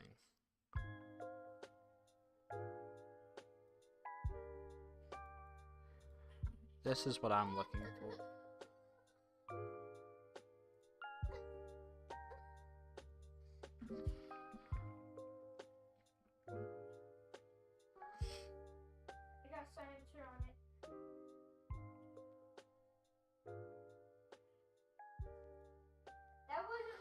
To the YouTubes. When you can't figure something out, where do you go? The YouTubes.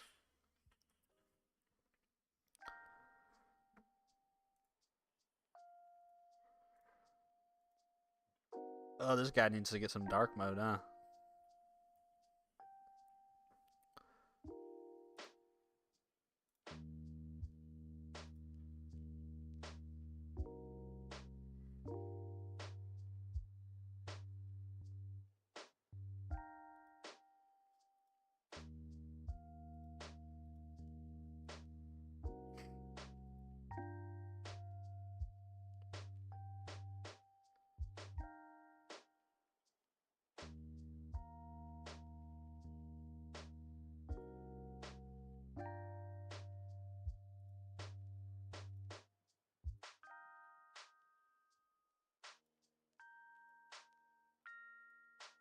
Okay, so it should be pretty straightforward, it seems like.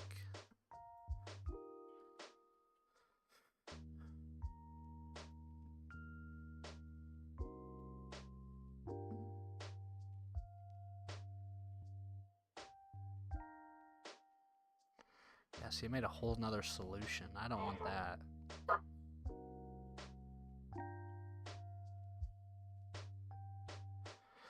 I wonder how different this is from, let's see, .NET New, Blazor.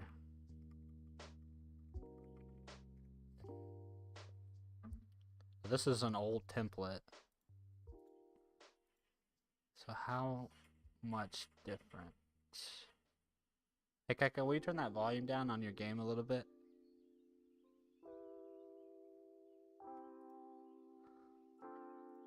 Thanks, buddy.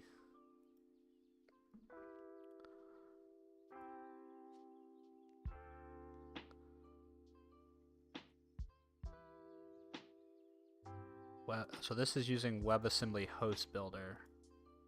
And that is too. Okay, so I think, yeah. So let me try to remove this.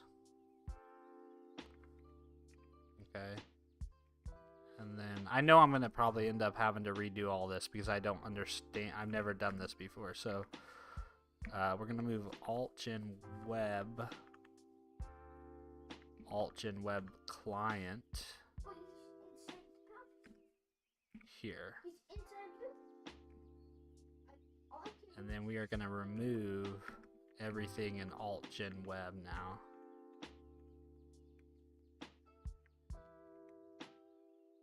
And then we're going to rename Alt-Gen Web client to just alt gen, oh, not remove. Let's see, alt gen web client is going to be alt gen web. And I'm going to have to rename the CS proj.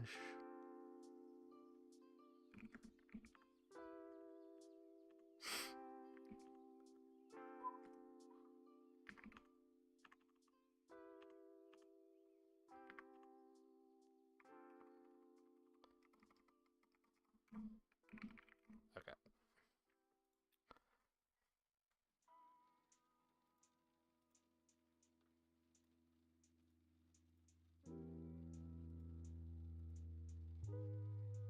Oh, but this doesn't have a layout or anything with it. Suhas, what's up, man? What Burrow is doing? I'm currently trying to work on like a small little single page application in using Blazor, which you may not be familiar with Blazor. It's a front end technology from Microsoft that basically allows you to write front ends but in C#.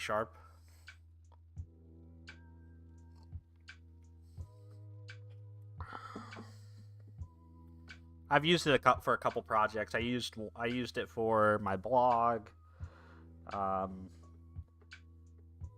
Yeah, I've used it in a couple different things, but this is the first time I've used the WebAssembly or tried to use the WebAssembly variant of it.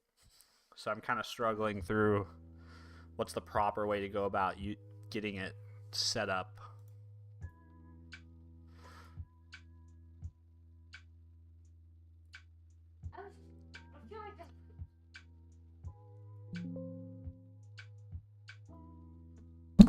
Whoops, sorry.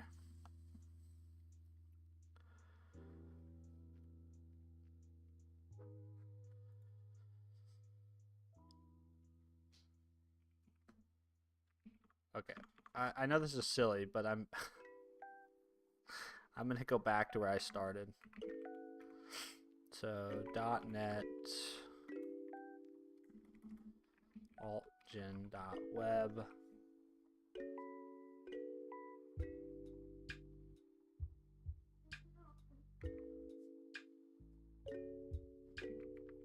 Then I'm just gonna upgrade this. I'm just gonna. So there's the imports.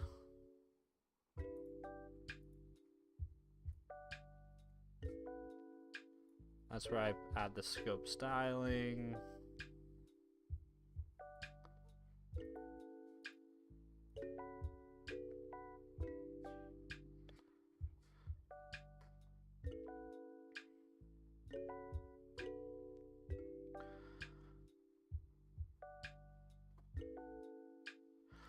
Or I can't make up my mind. I've done this like 6 times now. Oh my goodness. I am on the struggle bus. Okay, .NET new. We're gonna do this. But I don't want. Let's see.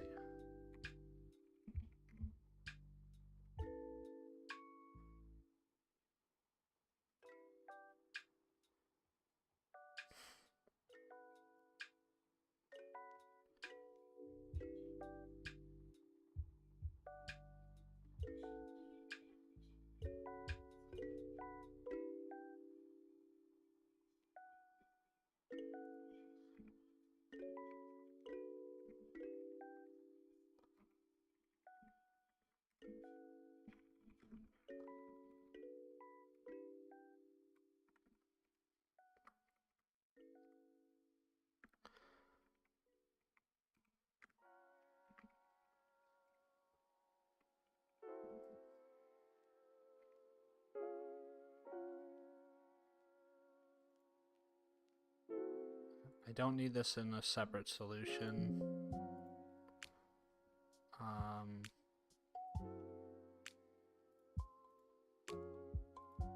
And I don't need these to be in a.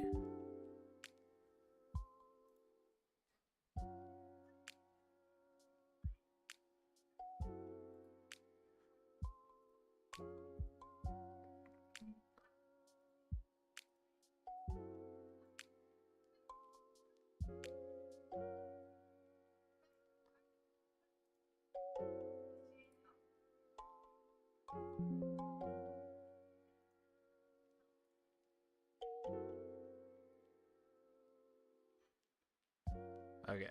Now I'm gonna add these .NET SLN add altgen web and then altgen web.client. Okay, and then I'm gonna try to build the solution and see if it all builds.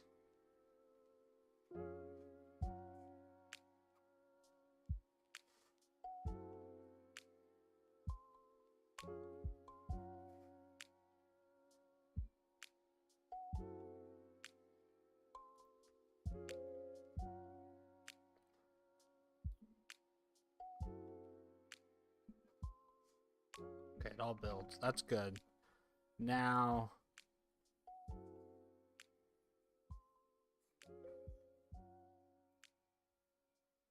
the question is, where do I add my...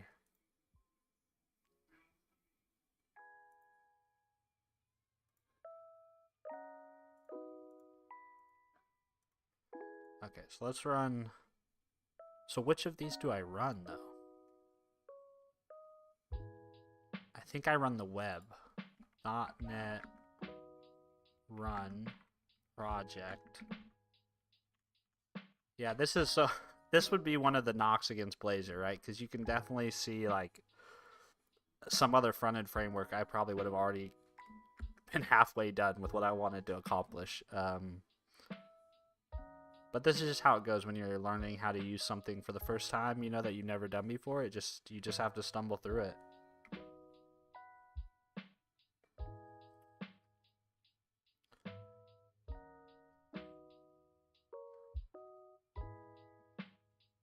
Okay.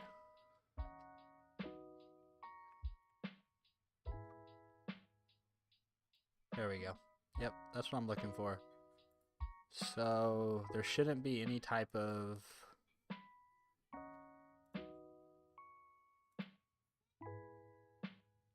Yeah, this is even from my application. Okay, so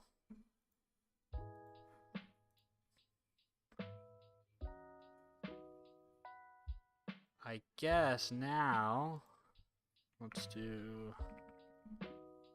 let's actually change the launch settings. So you guys may not know much about C#, but the launch settings file, it's gonna use the first profile here. So HTTP is the first profile, but I want it to use HTTPS. So what I usually do is I just move that to be the first profile.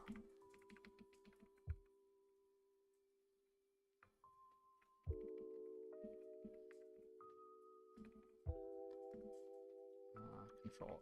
How do I? Oh God, I just closed. Gosh dang it. Let's see. Open recent. All my VS Code shortcuts are being confused with all my NeoVim shortcuts and.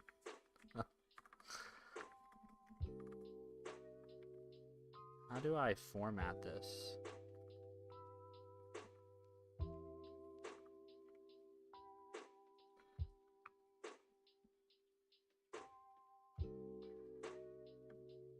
I mean, I guess I can select it all. There we go.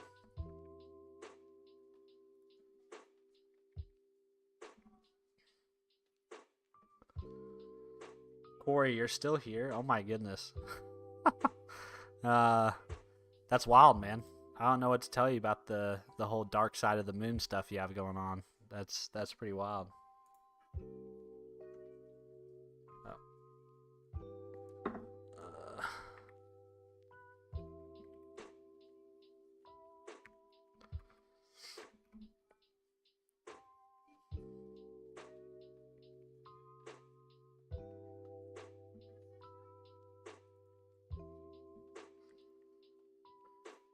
All right, still working. So what I want to test, though, before I get too far down the rabbit hole, is I want to figure out how do I publish this as a static site. So,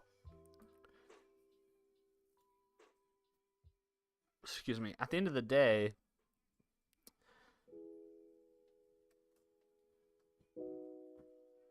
Well, I guess I don't have to publish it as a static site. I guess I could run this in a Docker container, honestly.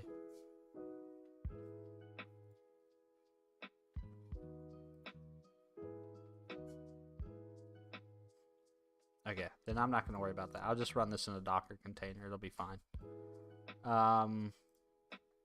Here's our pages. Here's our layouts. This is for handling the air. That's where my body goes.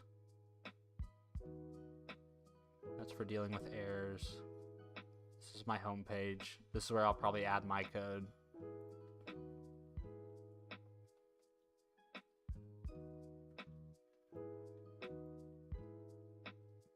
This is for dealing with routes, but I really don't need any of that.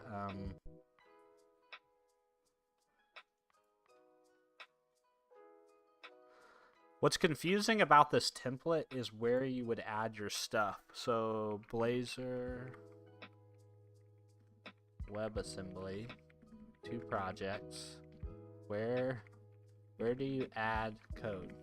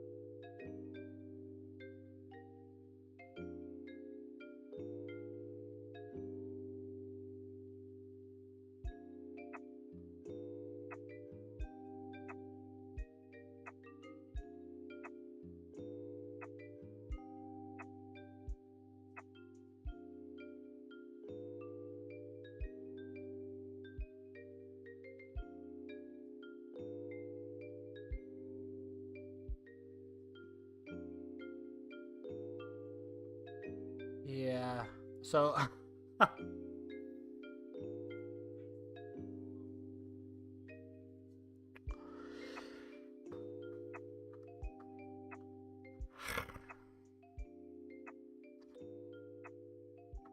okay, I'm not gonna worry about it. I'm getting too caught up in my head.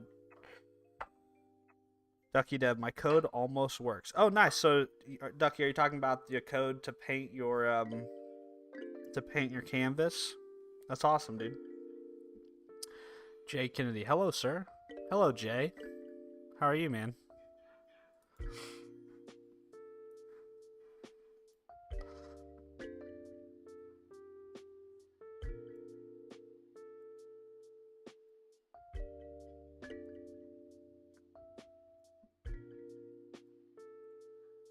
Well, that's great, Ducky. You've made way more progress in that short amount of time than I have.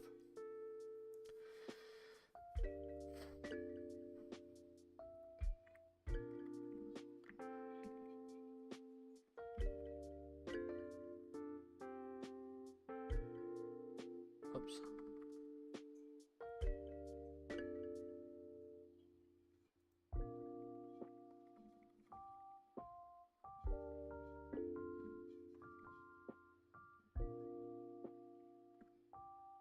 Oh my goodness.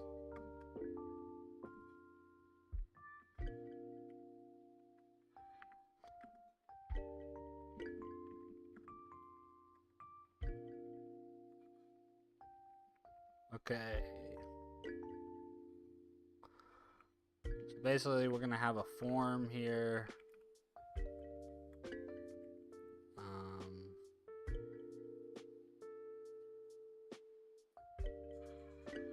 Yeah. I mean, that form's really just gonna have one.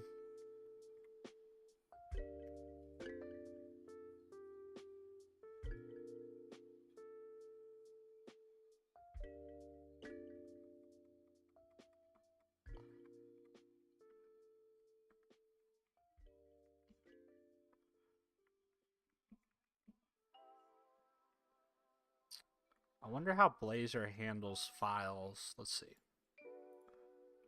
Blazor file inputs.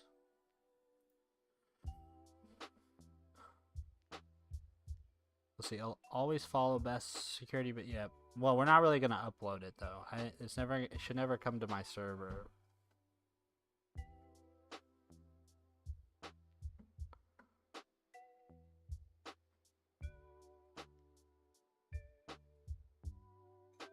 The following input file component executes the load files method when the on change event occurs. Okay, so there's like a specific. Use the input file component to read browser file data into .NET code. I'm guessing there's though a limitation here, isn't there? I've used this once before. I built a small little ChatGPT clone and I used this once before there, and there is a limitation, I think, to file size.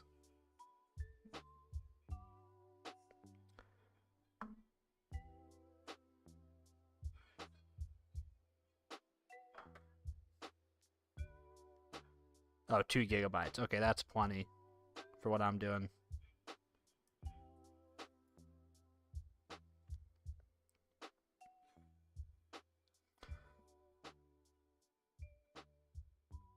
Okay, so I basically just need an input, a file input, and then basically just need this.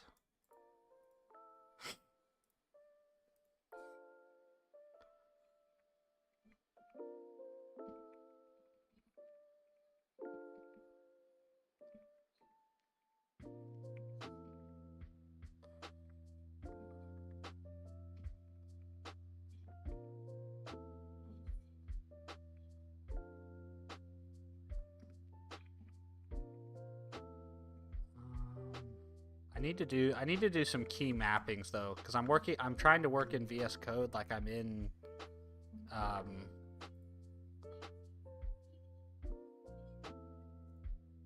let's see. Control K, Control F.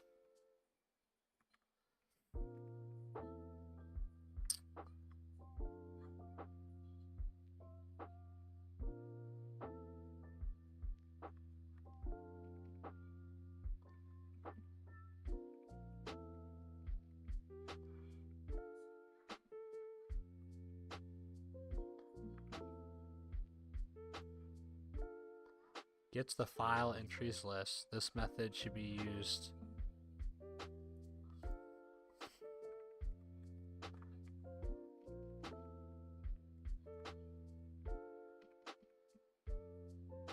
Okay. Well, let's see what this does real quick.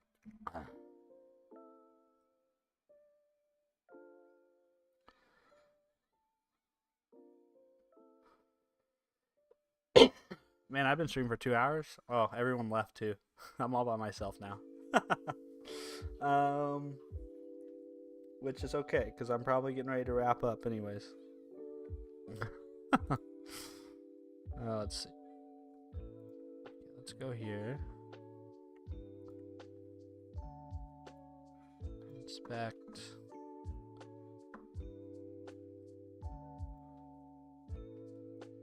Let's choose some files.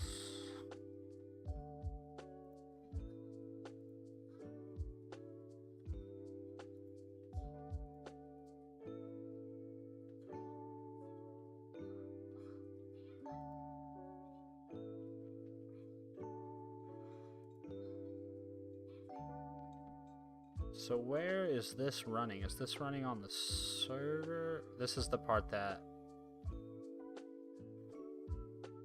Because I don't see any console.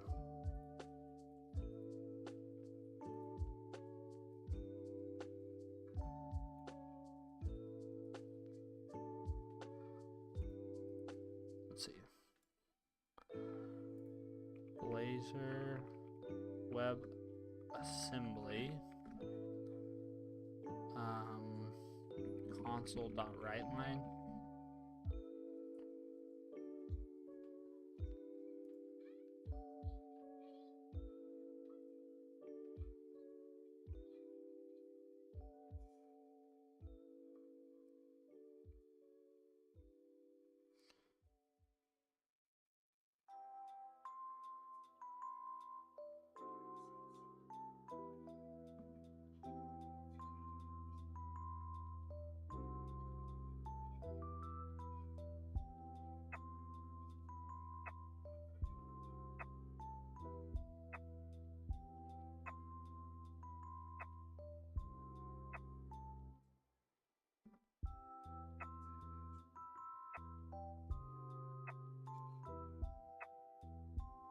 don't see any logs there.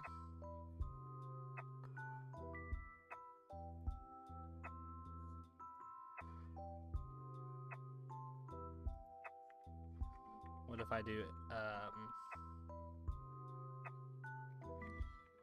at inject I logger? I say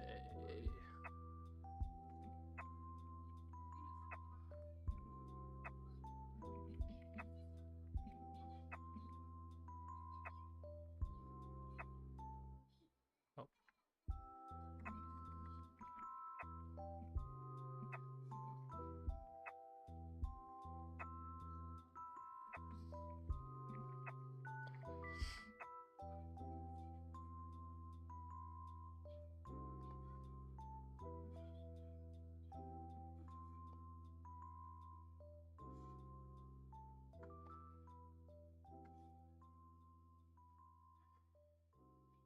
I've got too many windows open now. I can't I can't find where I'm at.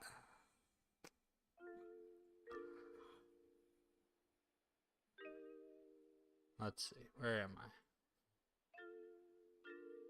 think I'm here. There we go. Okay, choose a file. Open. I'm expecting this to log somewhere. I just don't know where.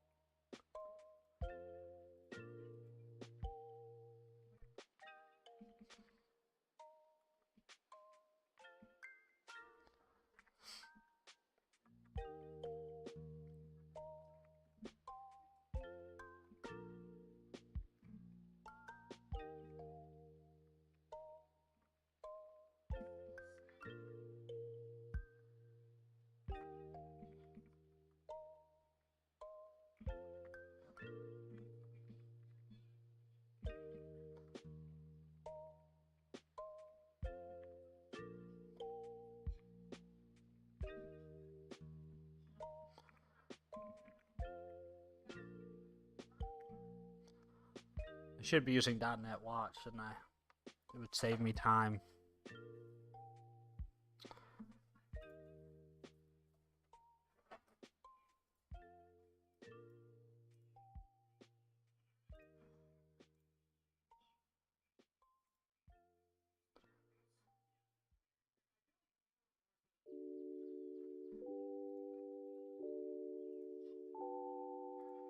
I mean, it's just not working.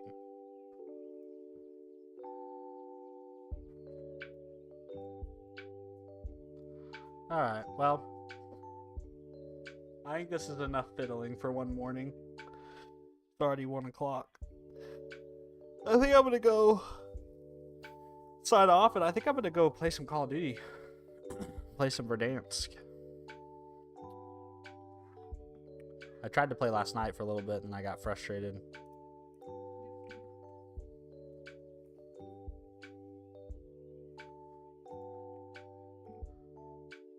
I'm Matt. Hey, man. What's up, Matt? Sorry, man. I literally, as you show up, I'm like, hey, I'm leaving.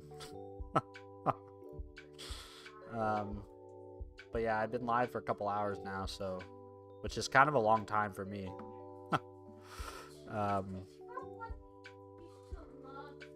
Yeah, gaming time. Yeah, I think I'm gonna sign off, and actually, I think I'm gonna sign off and play some video games, maybe make a video, and then enjoy the rest. I'll probably work out too at some point. Maybe I'll stream that later today.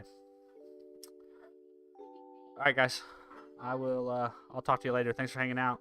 Matt, sorry I'm jumping off right as you're jumping on, but I'll be back again. All right, guys. Bye, y'all.